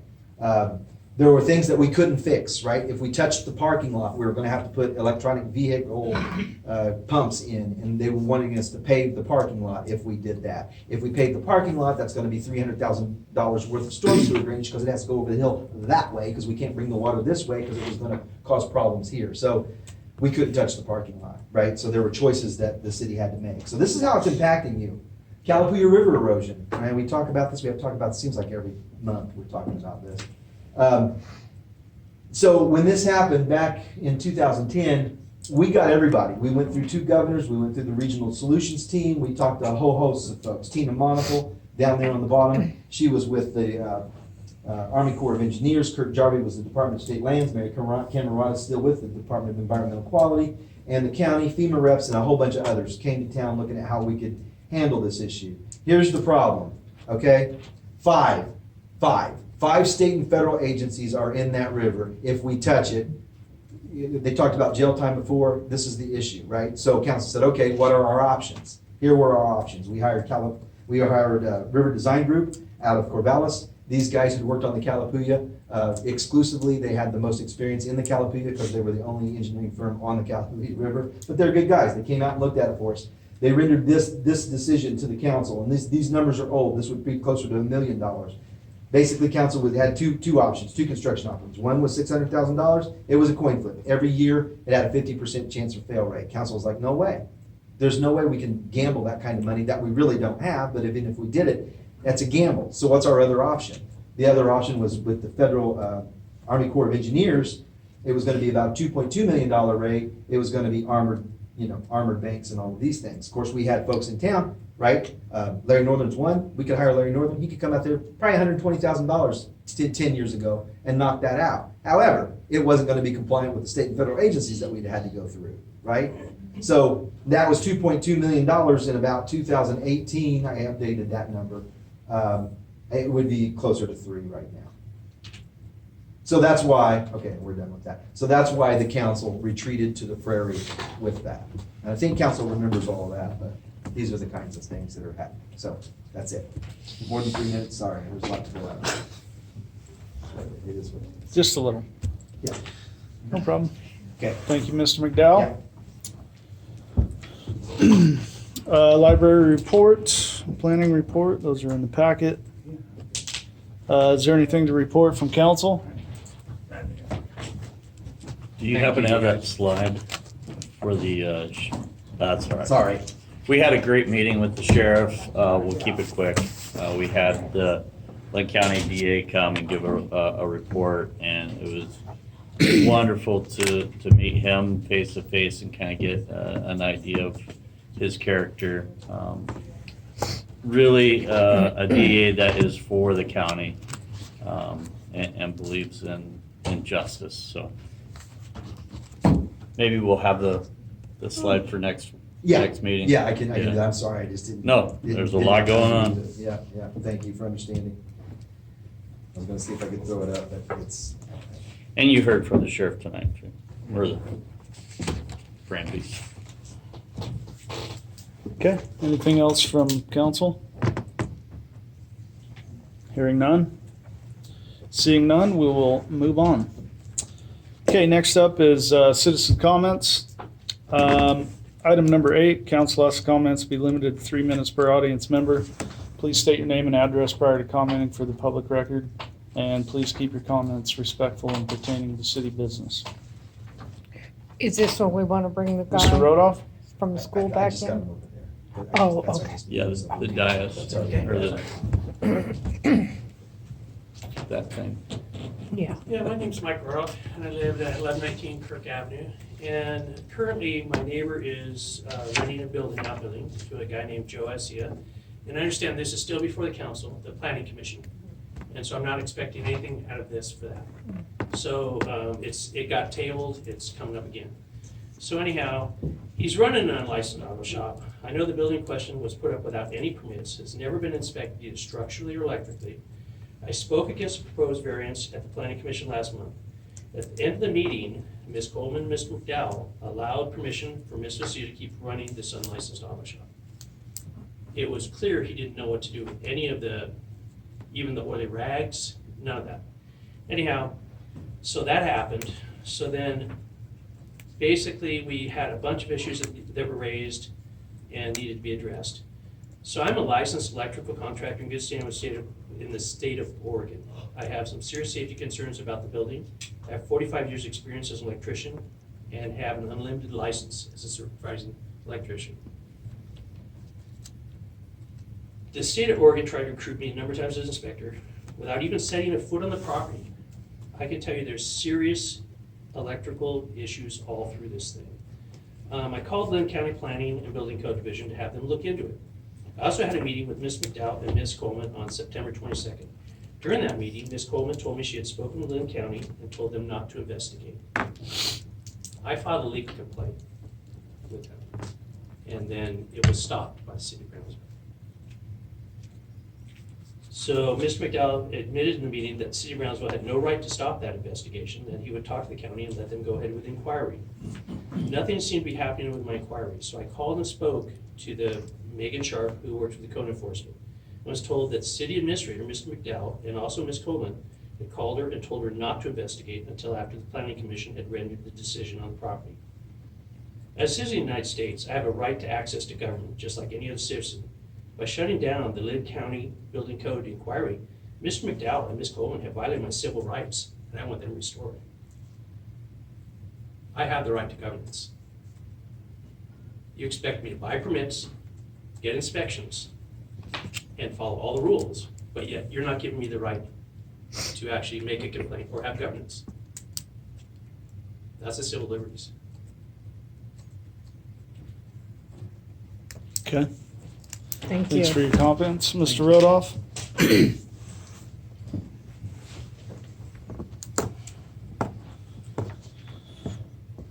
Next up on citizens' comments. You do have an agenda item. We do have an You agenda do. item. Yeah, Okay, you're good. Okay.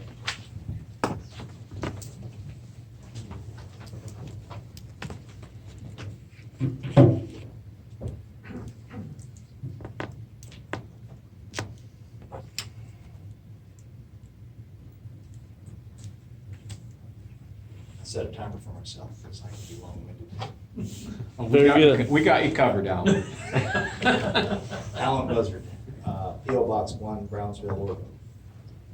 I come bearing gifts for everybody that cares to have some. As you know, today is September 24th, 2024, and 237 years and a week ago, our founding fathers ratified the Constitution of the United States. And if it pleases the council, I've got 10 copies. I included one extra one for Councilor Lacoste. I'm going to hand these to the mayor, and please pass them out to all councilors. By the way, this Thank little you. pocket, I find it, weeks will go by and I'll pull it out of my pocket and I'll just look at it at random, and it's amazing how many things are packed into the 46 pages. Unlike the council packet, which grew to a voluminous 115 pages today. And I have more. I'm going to pass this American Legion bag of mine around. Please take a pocket copy of the Constitution for you. It's a great read. Thank you very much. Awesome. Thank you, Alan. Thank you, Alan.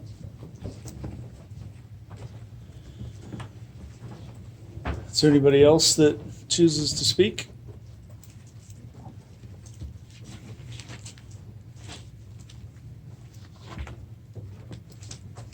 Arnie? Well, Troy's our spokesman. Okay, hearing none, seeing none, we will move on.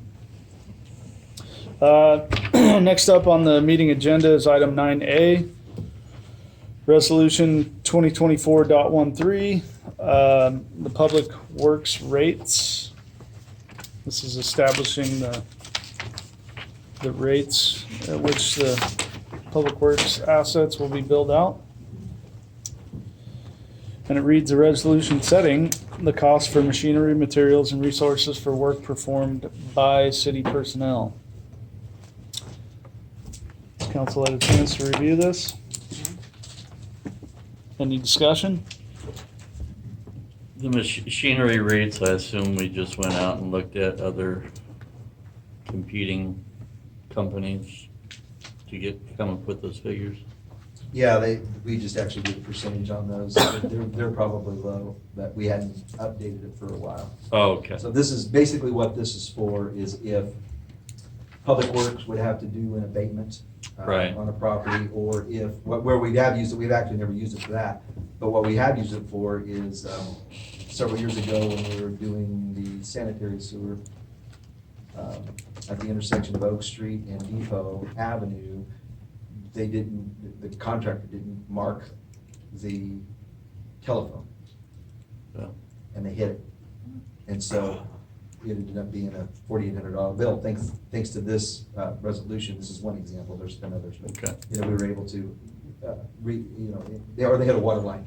They had something and we had to bill them for it, and it worked out, so. Cool. This, Okay. this covers the taxpayers from having to fork out money to repair a utility that somebody else broke. All right, thank you. Okay, any further discussion? Do we have a motion? I make a motion that we adopt resolution 2024.13 regarding public works rates. Second. Okay, we have a second. I'll second. If there's no further discussion, all in favor, say aye. Oh, yeah. Aye. Opposed? And abstained? Hearing none, that motion passes. And next up, item 9B, resolution 2024.14, planning fees. I believe this, we do these every year, right, Scott? Yeah, we take a look at, in September, we Update 'em. do planning fees, we do public works rates, Yeah. and we do park fees, but we didn't have any park fees this year. Okay, a resolution modifying fees in connection with land use permits and applications, establishing policies relating to said fees, repealing any other resolutions in conflict herewith, and providing for an effective date. Is there any discussion on this one? Hearing none, do we have a motion? Make a motion that we adopt resolution 2024.14 regarding the updated planning fees. Second. Okay, motion has been made and seconded. With no discussion, all in favor say aye. Aye. Opposed? And abstained? That motion passes. Just for the record, Member Lacoste is voting in favor of the last two Yeah, right. resolutions. Yeah, So the surface of it. we passed without him. No.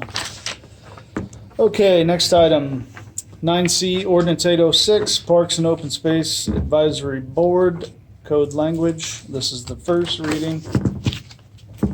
And I would like to entertain a motion to read by title only. So moved. Second.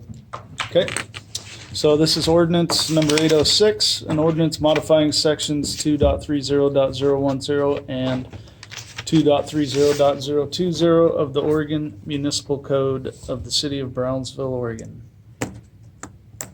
And this is pertaining to parks and open spaces. Has council had an opportunity to read this over? Yep. Okay. And this is first reading, so we don't need a motion, correct? You did what you needed to. Basically, the park board has been going through, one of our goals was to make sure that we're continually improving the code. Right. And so they've been vigilant at making sure that the language is up to date and current. And so they made this recommendation, and that's why the ordinance is going to council this evening. Okay, next up on the meeting agenda, we have a couple proclamations honoring a fellow Brownsville resident who has passed away in the Arbor Day proclamation. First one is a proclamation thanking Kay Fox for her service on the Parks and Open Space Advisory Board. Whereas the city of Brownsville depends on volunteers to provide many essential services for the community, and whereas the Budget Committee performs an essential role in the community by, isn't that supposed to say Parks and Open Spaces? Was she on the Budget Committee? She was on both. Oh, okay. Gotcha. Performs an essential role in the community by recommending the appropriation of community resources for the purpose of carrying out local government programs and directives. And whereas Kay served on the Planning Commission, and whereas Kay Fox served on the Budget Committee since 2008 and the Planning Commission since 2018, and has brought her valuable insight and wisdom to many successful community projects. And now therefore be it proclaimed by the mayor and the council of the city of Brownsville, Oregon. The city would like to thank the Fox family for your support of Kay's countless hours of volunteer service to the city of Brownsville.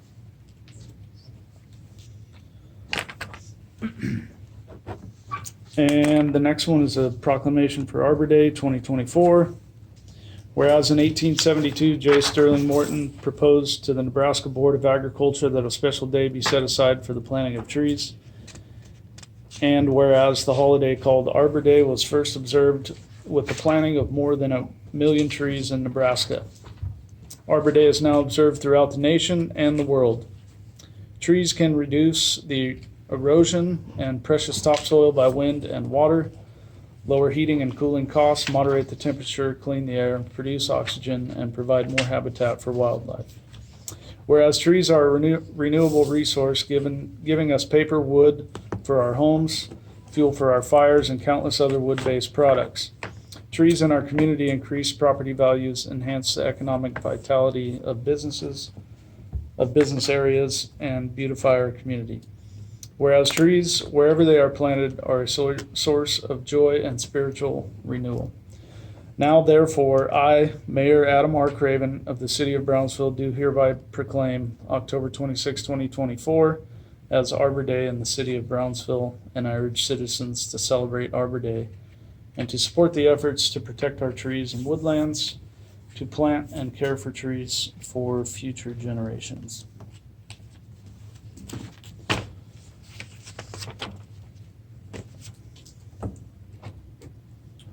Okay, next up on the meeting agenda is item 10A, the Central Lynn School District and Central Lynn Recreation Association Agreement, which can be found on page 67 through 70.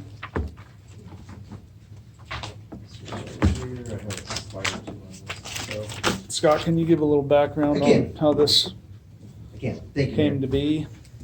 So, yes, we've been working, of course, for many, many years with the Central Lynn Rec Association and supporting youth programming and sports in the community and activities. And what the issue really was there's a lot of turnover at the school. There's a lot of turnover at the rec center. There's new coaches every year. Sometimes there's a new director of sports. And what would happen is maybe a coach is out there and somebody from the building, whether it be a custodian, whether it be a principal, whether it be somebody across the street, comes out, hands on hips, hollering at somebody, you're not supposed to be there.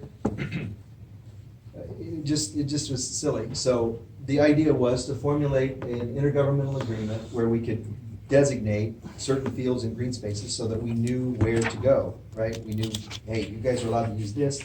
Every once in a while, the school will use the community room for something. They'll use, right, I got a slide on the next slide. Right now, last year, the athletic director was Kevin Wise. They didn't have a middle school soccer field, so we made a space for them here in Pioneer Park. Kellen Hobie is the athletic director this year, and we've extended that same courtesy again to them. So we wanted to articulate this into one agreement. And then what happened was when we took the agreement to the school district, the school superintendent added the issue of the turf field. Turf field was a recent addition to the school. This last summer, they got a new turf field. And they were going to offer it to the rec center at a reduced rate. So they charge, I think it's $85 an hour for the use of the field. Before the rec center, it was going to be $42.50. We really weren't looking for the turf field to be included as part of this agreement. That was going to be really a conversation for later. We were mostly interested in what we already had available. But we went in front of the school board on August 12th. We was Katie Kali, who I think is in the other room, president of the Rec Association, Councilor LaCoste, and myself attended that meeting. And basically, Katie said, look, if we have to pay that, and I think the Times covered this in an article recently that was really good, Tia, thank you for that. Katie said, look, we went from $75 to $100 because league fees went up. And if we have to, for 6 games and for 14 practices, it's going to increase by, based on our numbers last year, it's going to be about $65 more than that for baseball and softball. And so the concern was, your pricing is out of the game. It's a public field. Why can't we use it? So basically, the school board approved the draft agreement, which is in the council agenda packet. And so that's where we're at. Council can do a number of things. You can send me back to negotiate. You can share your opinions. You can approve the agreements, which wouldn't be necessarily recommended by staff, but you could do that. So that's what the discussion is about. And it's schedule dependent too, for example. So clearly, if the school has things going there on a facility, then we wouldn't be able to use it, and vice versa, right? Okay. Well, I guess I'll go first. I think it's interesting that a board member and a committee member come to this council requesting anywhere from $20 to $40 million. But they want to charge their future athletes to use their facilities. And facilities that have been upgraded by, several charitable donations from some generous community members, but I don't know. It just seems really silly. My recommendation would be that we send Scott back and that the turf field rental be removed from the agreement. So I just think it's crazy. We have, cross country in our town, all over our town, in our parks, everywhere. And they're not being charged anything extra for that because it's public property. I think it's the same thing as, this field issue. To me, it seems crazy, especially when you're asking for a $40 million bond. And increased expenses every month for. I would agree with that, and having umpired on the fields that are available to the kids today, they're playing in pastures. And the dust and the dirt on the infield is horrible when the wind blows and the sun is not the right direction. They just want to play softball, they want to play baseball.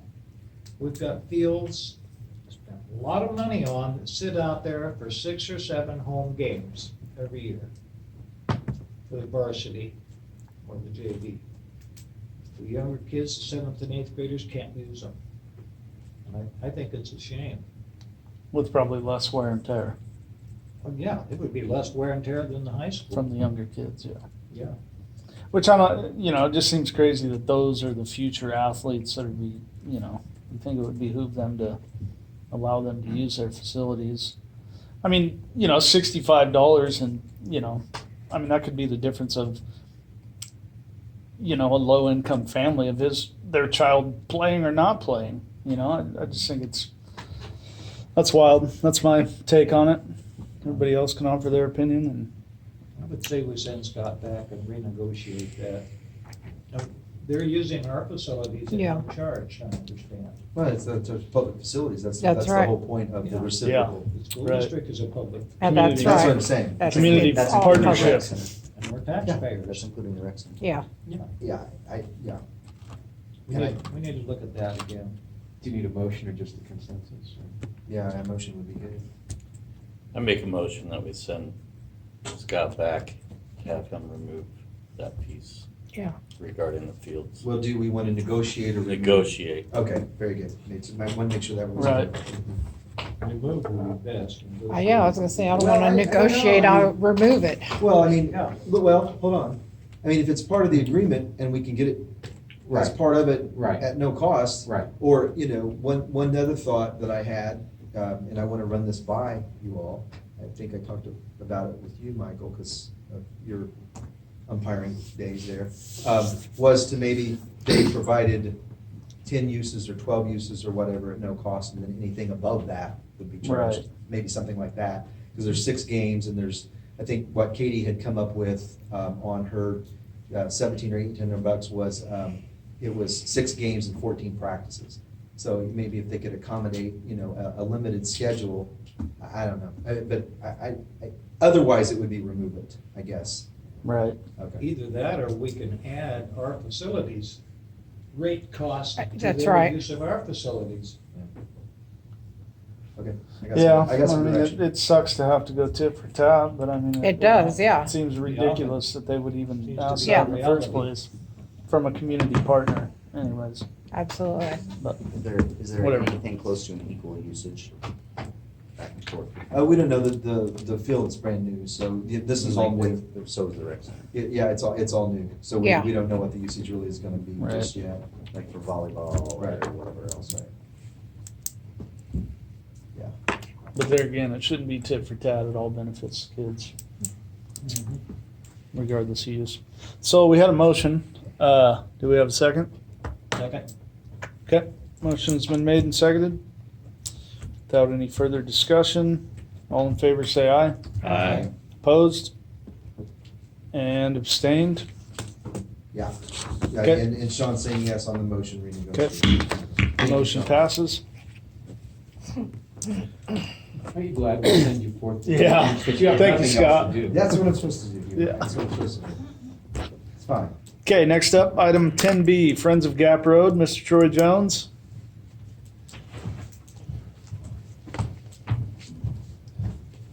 You guys aren't gonna join him?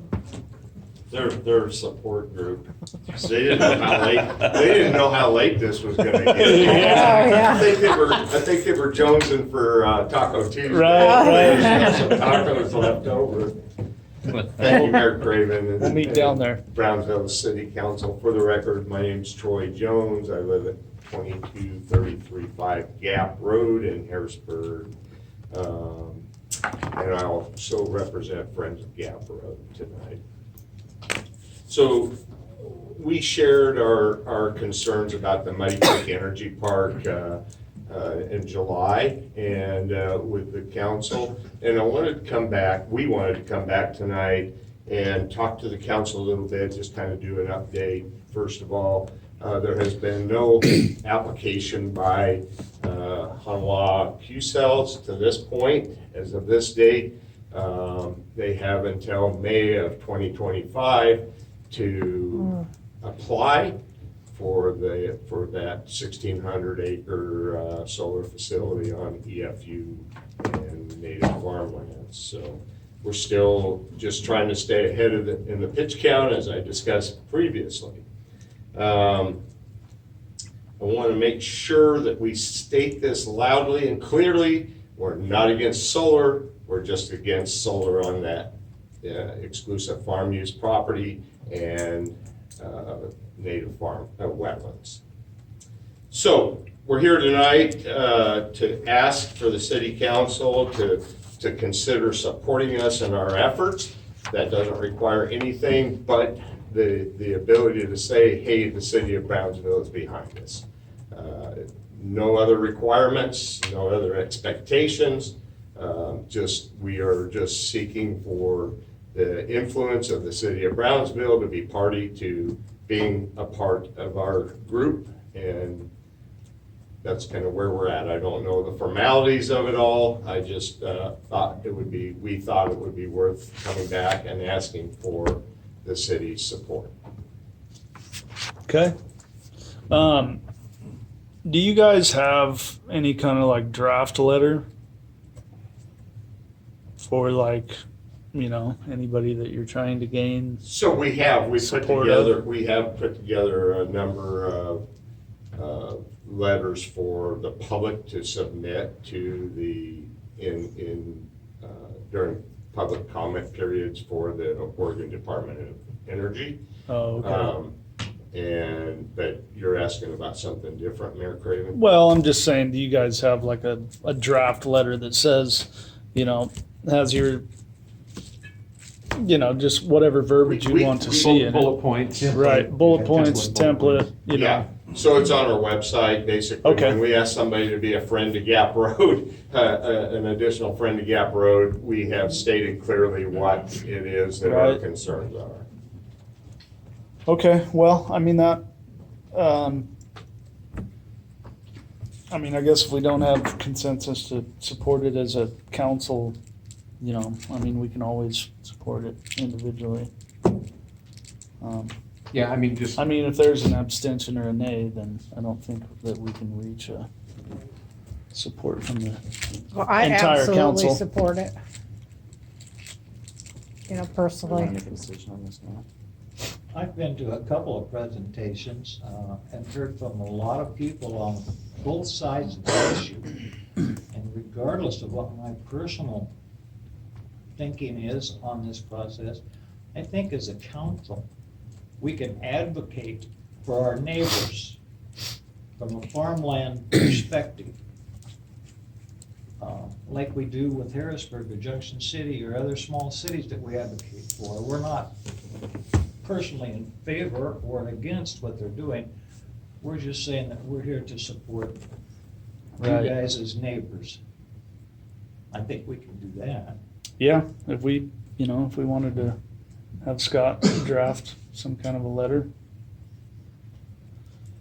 So- We could probably do that. So you're saying we just, I don't understand what you're saying. We're saying that we're not in favor or opposed, but we understand your position on the process happening on farmlands. We are a farm community, Right. Right. so we would advocate for the process because you're our neighbors. It's a neighbor to neighbor.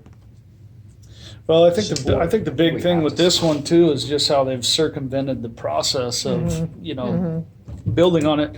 And I just learned this today. This is how these things work.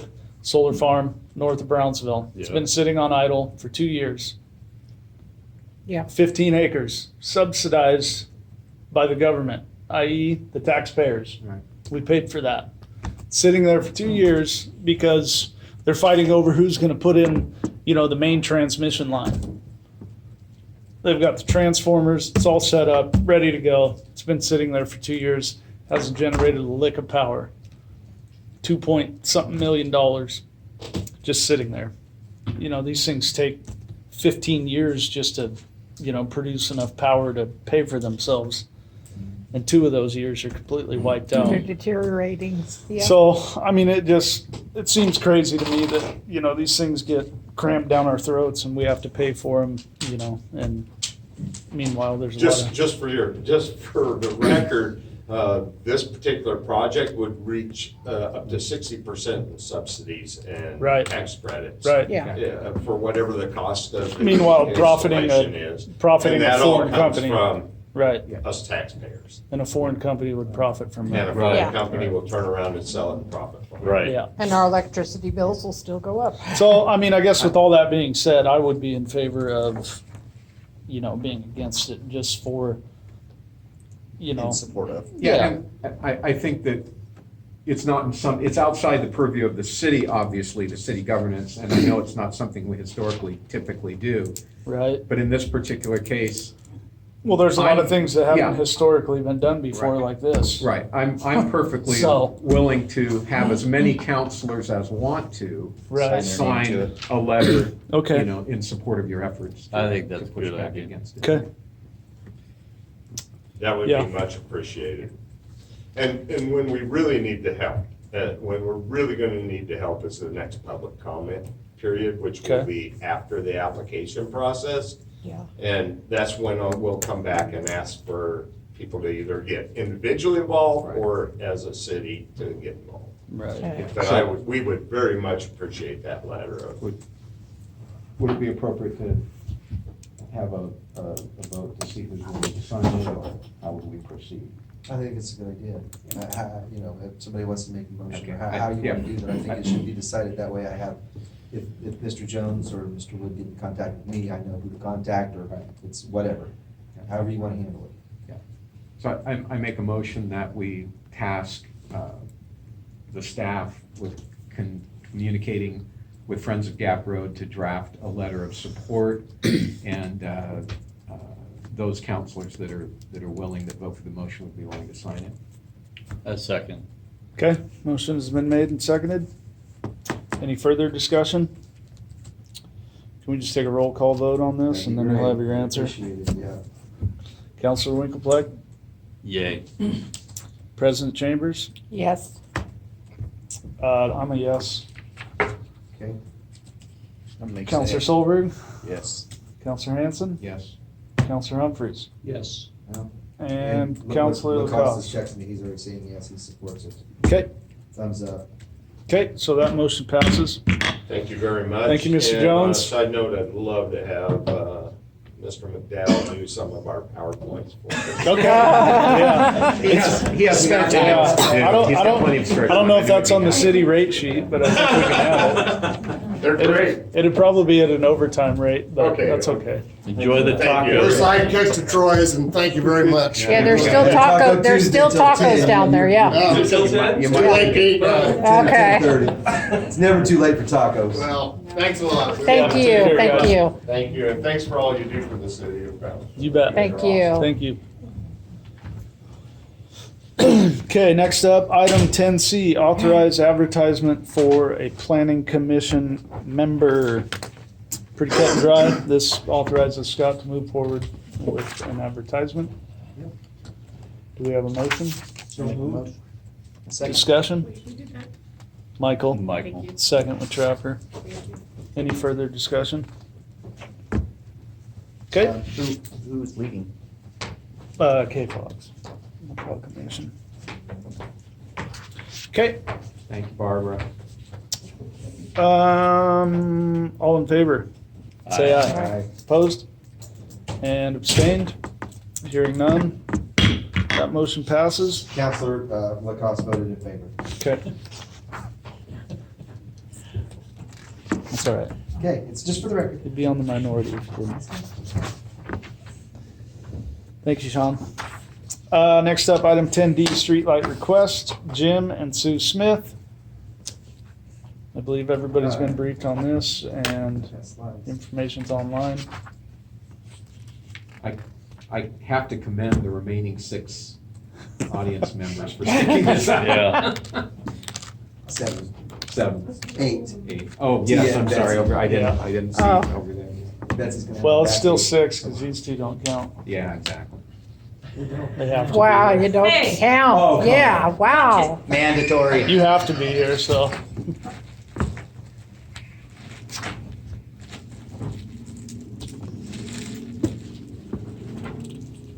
I just want to Okay. say that my camera, it was pitch black. It was Yeah. like 5:40 in the morning, 5:45, and it looks like the sun's coming. What? It did not look like that at all. Did it, Elizabeth? Did it? I asked you, you were walking, it was dark. Anyway, so this is the area that we're talking about. The pictures don't do it justice. It looks like that. Yeah. Very- So we currently have a pole there, but it's not working, correct? Well, no, we don't, there's a pole there. It's down, it's down at the driveway entrance of Mr. Smith's property. I'm not sure if it will be sufficient. It would be, that's a question for Pacific Power. There are a couple poles there, and I think we need to ascertain if council were to be in favor of this, then, I think the motion should be to cover, I mean, we cover the monthly cost of it, but in terms of an installation of a pole, I don't know, but we need to do an investigation to determine. Assess that. Yeah, if Right. if the pole's viable for a light, because if it isn't, that area is very rocky, Mr. Frank can attest to that. And that installation could get pretty spendy pretty quick. Yeah. So, and Councilor Hanson had an idea today as well. Yeah, I've walked that section of road, many times. I usually just carry a flashlight with me and turn it on when I see cars coming or going or whatever. But I understand the safety concerns. I'm just curious if there's a way that whether formally or informally, we can somehow poll the residents in the adjacent property to see if there's something that they even want. Right. We have one person that's brought the concern up, but, if the residents in the area go, nah, we don't want it, we Maybe they don't don't want it care. shining in their bedroom window. Exactly. Yeah, So, that's true. I don't know how we'd go about doing that, but some kind of, I've always kind of liked how it's dark through there. yeah. That's just me. Especially if it's your bedroom. Yeah. So, yeah, I think I thought that was a very good suggestion, and what I think that I could do there is just, call Mr. Smith up and just say, hey, it's kind of like what we do with the chamber when they get the Yeah. signatures from the business Right, owners to right. close a road. Right. Kind of a similar kind of a thing, if that would be okay, and then we can Yeah. just bring it Have back. him gather neighbor Is signatures. that everybody? Look into that and then maybe Okay, talk we get a lot of to, head shaking, Councilor Chambers. yeah, in favor talk of to, that? talk to Pacific Power and maybe Yeah. kind of see what their initial reaction is on Okay. If we decide addition to of a move pole forward. or. Yeah, I mean, it'd if be we, good to if we know. told, Yeah, I if can they try told to the do some neighbors and nobody wants to do it, then it's investigation. kind of move forward. Okay. Or Okay. in opposition of doing it. Yeah, Okay. we want to make sure you have enough to do, Scott. I got it. We I may got not it. have I enough. got it. Yeah, I appreciate that. Yeah, we're always looking out for you. I know, it's great. Elizabeth, do it. Okay, so we have consensus on that, we're good? Yeah. You need a motion, Scott? We're good. I got a consensus. Okay. Everybody was. Okay, shaking their next heads. up, 10E. And Sean was saying yes on the vote. too. Okay, very good. Okay. Thank you, Sean. 10E, League of Oregon Cities priorities, Okay. final selection. Yeah. Okay, it's 9:35 at night, okay? I'm not gonna do the presentation on that. Here's Yeah. the deal. I said in July, that, I've had it on the website, everybody take a look at it. I didn't hear anything back. Typically, there's usually, you get to vote for 5, and it forms their opinion. As I looked through what the league had put together, I found one priority that this community can get behind, and it was a recreational immunity piece. Every other one, I can't recommend to this council. Carl and I went through them in the office the other day too, and he was of the same mind. We anyway, it's very disappointing. But I think basically, well, I don't think, I know, the deadline is September 27th, so by consensus, if council's okay with me going ahead and just voting for that one priority. They're doing things like, for example, and because I don't want to belabor it, but just as an example, wastewater and water infrastructure, which I could get completely behind, but it's completely with the spin of the housing crisis. So all that money's going to go to housing. It's not helping it. Or mass transit, right? They want to fund transportation package, which I could get behind that, but then they've got multimodal. We can't take care of the roads we have, but we're going to fund rail and a bunch of other alternate programming with the same amount of money that's been inadequate for the last 20 years. So I could put a check mark on the transportation package thing, I suppose, but those would be the only two that. I wouldn't. They're talking about. Well, instead of some government mandated transportation Yeah. system like the Lynx bus that I witnessed drive around Lebanon empty the other day. Yeah. Why aren't we relying more on, or subsidizing Lyfts and Ubers and things like that are way more efficient? Mhm. It's Well, more convenient. There's an obvious answer to that. To the end question, but user. We won't go there, right? But the state says that if you're 50,000, if your populations are 50,000 or more, you have to have public transportation, even if nobody uses it. So, anyways, haven't brought I think that it's down to our level yet. yeah. It's coming. Yeah. We'll have to have rail and an Yeah. airport. Anything over 1,500. I just feel like the league doesn't represent us anymore, and they haven't for a long time, and maybe it's That's a true. goal-setting discussion that we just Yeah. pull out of the league. Yeah. What's the return on our investment? They don't Put our energies into SMAC. In the SMAC, yeah. exactly. Yeah, I think it's definitely something to consider for goal setting. We have lodged our concerns with the league. They don't came care. to the community room. Right. They met with a number of cities. SMAC continues to grow because we all feel the same way. We feel that our voice isn't being heard. Inclusion's a big push from this governor, but we seem to be excluded. So, Right. again, this really comes down to that age-old thing in Oregon between the city or the urban and the rural divide, and it's coming along these policy issues that's very difficult. So, a lot of people are feeling that way. It's not just us. Right. So, anyway. I think we should just send Scott forward. Seems like they've become an arm of the government and a spokesman for the big cities, and there's still a champagne taste on a beer budget, and they're not getting any of it. Right. I know this will be part of the discussion tomorrow with SMAC too, because we've got 12 or 13 members now in SMAC, and a lot of people are feeling the same way. I know I put it in your council packet, the letter that Harrisburg had sent to the league, is sharing their disgust Okay. with the whole thing. So, if council would like me to echo something like that in support of Harrisburg, as Mr. Humphrey suggested a minute ago with the other issue, I would be more than willing to do that. And I'll report back to council on progress as we're going through SMAC and other pieces. Yeah, I would just say that the only thing that, really aligns with Brownsville is recreational immunity. Right. And if there's all these other things, that we don't align with, and there's a laundry list of things that we want to advocate for that you guys clearly don't care about, then we don't really have a return on investment for being Well, a I mean, member. here's where I was at, and I didn't get into it in my presentation, but since we're here till 10 o'clock, I'll just say it. You know, what I got into, so Jim McCulley is the head of the lobby group, and I want to say, Jim and the lobby group at LFC are top notch. They have a ton of policy platforms that they come from, and they're doing the best they can, and it's difficult. And I'm not saying that it isn't, it is. It's almost impossible, okay? They're in committee meetings all the time. They're completely flooded. It's insane. Okay, all that said, because they're going to introduce over 4,000 bills in this upcoming long session like they have for the last 3 long sessions, okay? So it's a lot of work. With that said, however, there have been many illegal issues placed on the ballot for Oregonians to vote on. And my question to him was, I put him straight on the spot. I was very upset, quite frankly. I said, show me one time where the League of Oregon Cities has sent a letter to the Secretary of State or the Attorney General challenging the legality of a ballot measure. Because there's 6 or 7 I can think of off the top of my head. You know how many you've done? You've done 0. You've done 0. I had the whole room. I mean, it was like a, I don't know, Ferris Bueller moment. I mean, I was carried out of there on shoulders, and people were giving me high fives and, you know, stuff like that. But again, and I turned around. I was in the front of the room, and I turned around and I said, listen, folks, we need to tell them. They're here to listen. Are they going to listen? You know, I just told them, I said, look, we've been trying to work with the league for over 2 years, and we've gotten nothing back on our concerns.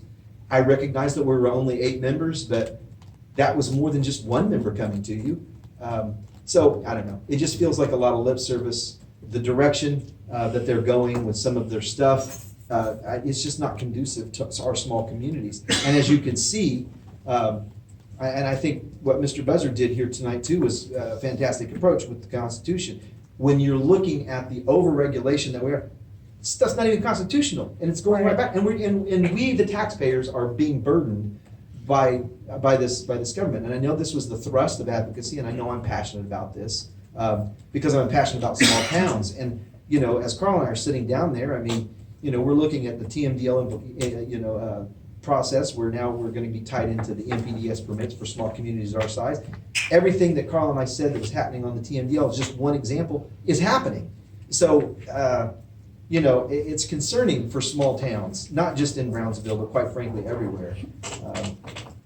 So anyway, that's my soapbox. I'm going to say when my representatives don't even know what TMDL is. Right. Yes. Total maximum daily load. Yeah, but For some reason, our representatives did not know our that. representatives more did than not know Hayden. that, yeah. I was at a lot of council meetings, presentation about 12 times. Okay, so we're gonna have Scott move forth, let the league know that what we align with and are discussed Got it. with how we're being represented. Okay, is everybody all right with that? Absolutely. Very good. Item 11A has been deleted from the agenda. Item 11B, September newsletter, campaign signs, wind machines, and town halls. Yeah, we're gonna try to put out a newsletter. It's not gonna be September clearly, Yeah. but we're gonna take a look at what we're gonna do with, we're gonna take a look. Tammy and I were talking about it today. We didn't have time to visit, but for just a minute, not very long today. And we're going over primarily the agenda, so she knew what to type in the packet. But yeah, that's something that we're gonna try to do. I covered some of that tonight. When we land on town hall days, that'll be in that as well. Probably realistically, second week of October is probably what we're looking at. Okay, So, very good. Any further discussion? Moving on. Item 11C, July and August financials. I do want to say Councilor Winklefleck brought something to my attention, and I didn't again have a chance to get to Tammy today, but there are, under the sewer bond, the wastewater bond, and community projects on page 116 or 17, the last page, it's showing that as an expenditure twice in July and in August. So we just need to adjust that to accurately reflect. I think those payments were made in actually July, not August, or vice, one of them was, whatever. So we'll get that corrected and send it back out to council when we receive email. Okay. Any discussion on that? That brings us to. You didn't even say I was proud of you, Mike. I was so proud. I mean, the very last sorry. page. I was and so I was proud. still paying attention. I was proud of you. To the very last page. I was proud of you. I was proud of council. I was proud of all of you, because listen, like Alan said earlier, it's a 116-page packet, 170 page. Look, there was another 120 pages at least online that was to go through. This meeting, it's great to have the recess, but this plays as a double meeting, and I apologize. There was just too many moving parts. There's a lot. Tonight. So this is the longest council meeting in about 3 more minutes that I've ever been in since I've been here. So, Nice. yeah, Let's slow getting down. ready- Getting ready to set a record. One citizen comment, and we got her. Okay. Okay. Next up, citizens' questions and comments. Council asks comments be limited to 3 minutes per audience member. Please state your name and address prior to commenting for the public record. No, I was gonna say, you guys stayed this long, you gotta have something. to say. Yeah, say something. Please keep your comments pertaining to city business, and please Do we have be the respectful. award still for, pass out to the Hey, people order that went? the citizens' comments. Sorry, sorry. Oh, got you. Is that this- gonna reflect in the record? Yeah. Got you Dang this it. time, not me. Okay, seeing none, hearing None. none, we will move on. Council questions and comments. Okay, I gonna use up those minutes, All three? probably. There are some really good quotes that Scott has put in this time. I mean, I like all of them, but I'm going to pick this one. Worship of the state is a worship of force. The worst evils which mankind ever had to endure were inflicted by governments. This is Ludwig von Mises, economist. But I liked all of them. And I would also this is just me saying this, remember October 7th, pray for Israel. Yeah. Okay. Thank you, President Chambers. Thank you. Anyone else? I would like to say that we made mention of Constitution Day last year this time. And one of our residents, Brody McGowan, is a teacher over in Harrisburg. And he took that very seriously, and they have been doing Constitution Day ever since. Good. Oh, So it was a great report to hear that Harrisburg is celebrating our Constitution and teaching all of its students on that day, dedicating it. So We get it every day. Yeah, absolutely. Everybody ought to have one of these. You got something to say, Carl? Oh, okay. Hurry up. Okay. Anybody else? Set a record here. Yeah, I guess on the record, I think it's important. Comments were made tonight about staff and civil liberties. Right. The bottom line is we have precedents. We have 60 years worth of precedents in this town. It's important to note that the city of Brownsville does not enforce electrical codes, nor does in the situation that we're in, Lynn County. Administrative Assistant Elizabeth Coleman is still here tonight, weathering the storm. I don't know if you have anything else to add to that, but I just know that the bottom line is very simple. The city has allowed auto shops throughout town for decades. They've done it with conditions. Some folks have applied and decided not to do it anymore. Some folks have applied. The Planning Commission granted the applicant more time to look into a few of the issues. The findings of fact that Elizabeth puts together in her report is very clear that it's the applicant's responsibility to comply with all state, federal, and local regulations. It's all covered. As I've explained to the Planning Commission, and we've explained to the Planning Commission, any agreement that they have amongst each other, you know, if the Williams folks want to make sure that he has an umbrella coverage or what they want to do in terms of the life, that's on them, it's not on the city. And I just want to make that very clear, because those are serious allegations to say that we're doing that. And we did take the meeting with Mr. Rodolph. He was very respectful when he came in. We spent a good 45 minutes. We did call Megan Sharp back right after that. She indicated directly opposite of what was said. You know, again, we've always allowed the continuation of the use until the ruling. So the Planning Commission is slated to meet later this month, later in October. Yeah. and to hear the rest of that. And our practice has always been to let the use continue until the planning commission makes the determination. We can review that policy with the planning commission, and if they'd like to see something else, perhaps they make a recommendation to council and we change that policy. I would offer that. Maybe that's a goal-setting thing, I don't know. But, right now, that's our policy, that's our practices. So, just so council's aware of staff's position on that particular matter, if that was important. Okay. Anybody else? No, I'm done. Okay. Thank God. I'm going to comment on kind of everything that's transpired since the last meeting. Kind of some of the things that have happened, over recess, and just kind of some of the things that are very concerning to me. I feel like Brownsville has become this microcosm of the actions and the things that happen politically, and some of the disgusting things that happen politically. We received a letter after the last meeting, threatening Administrator McDowell, Counselor Solberg, and myself that, if we didn't choose wisely, that, whatever, they would spread these lies and rumors that have been espoused by, a certain group here in town. And I call them a group because it is a group. Mm-hmm. It's more than one person, which is a group.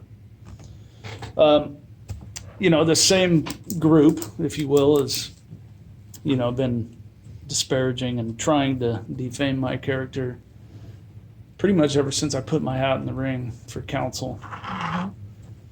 And, I think it's very disgusting, and I think it's very sad that, these people, lack the kind of content in their life that this is what they have to look forward to, is politics and power, some kind of control, whether they had it and lost it, or, they're trying to gain it, whatever.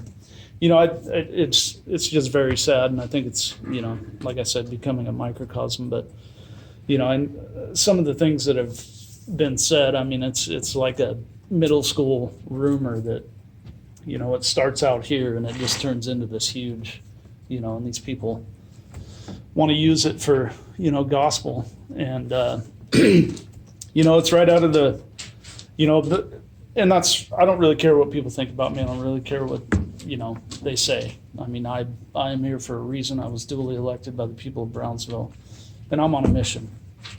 And that's to protect and save this city, the state, and our country. And that's just my take on it. But I really don't care about, some of the rumors and the word. But when you send a letter and you try to intimidate me, that's straight out of the Marxist playbook. Mm-hmm. And there's no other way to chalk it up than to, call these people out for what they are. Marxist communists. We know where this letter came from. We know who the community organizers are. It's, we know when these people moved into town, things started changing. We know what groups they're a part of. And I would just, I wish things would just cool down in that way. During my mayor's speech at the candidates forum, I simply stated, the seeds of division are sown. That's not something that, is born into us. And I just feel like, a certain group has continued to drive the spikes of division. And I'm not going to play defense anymore. I'm beyond that. Once you try to bring intimidating attacks to my doorstep, mm-hmm. that's, it's time to start going on offense. And it's time for, constitutionally minded people that have common sense to start going on offense and start fighting back. And I've gotten a lot of good feedback in the last couple of weeks from, a lot of people that are, they're turned on and they're ready to, start getting involved, which is great.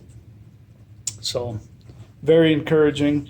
But like I said, it's just crazy that right here in Brownsville we get, these threatening letters. Mm-hmm. So I don't know. I think it's very sad, but like I said, kindness is something that we are born with. each and every one of us is kind. We're born that way. So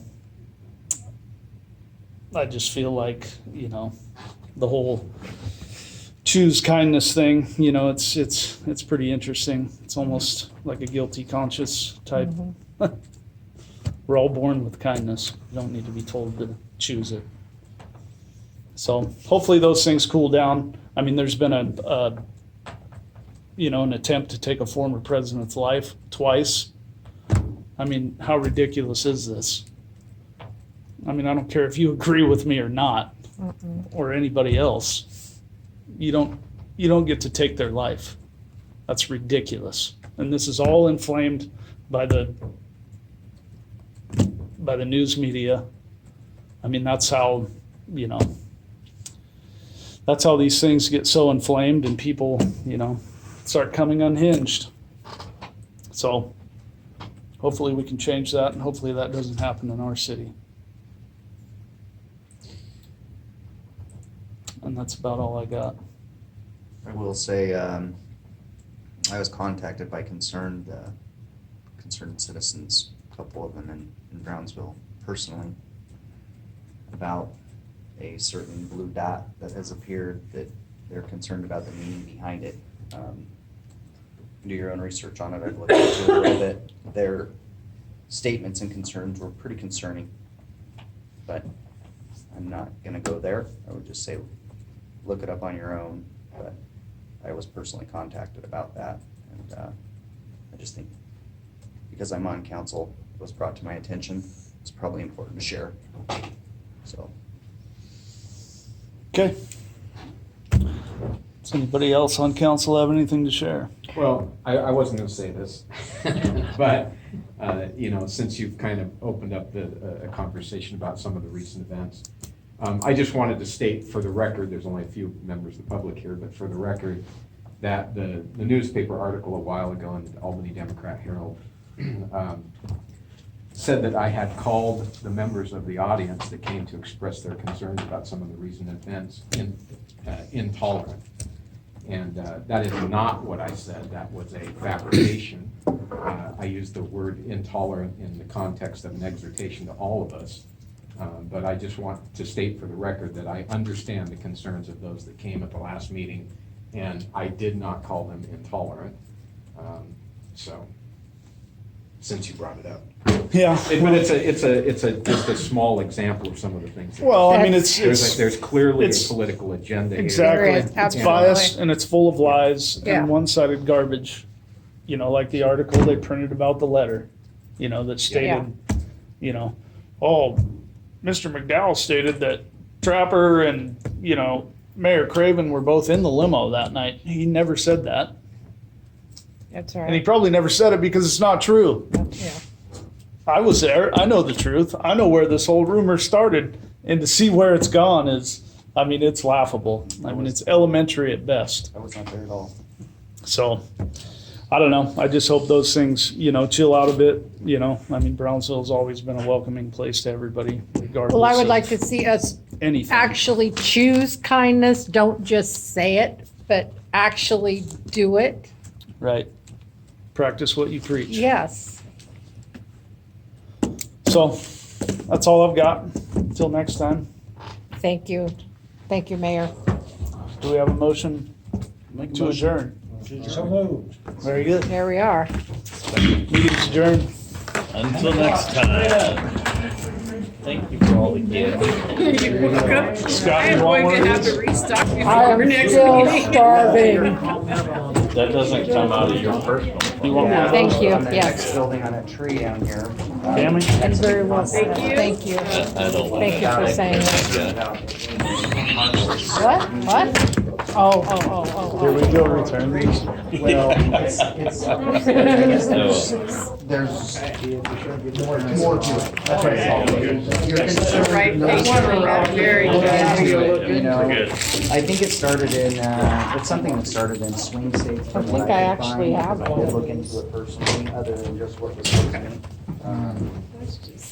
But I think, if there's concerned citizens about it, This is mine. That's not yours, that's Louis' recycling. Oh, good. Can I give you mine? Absolutely. Thank you.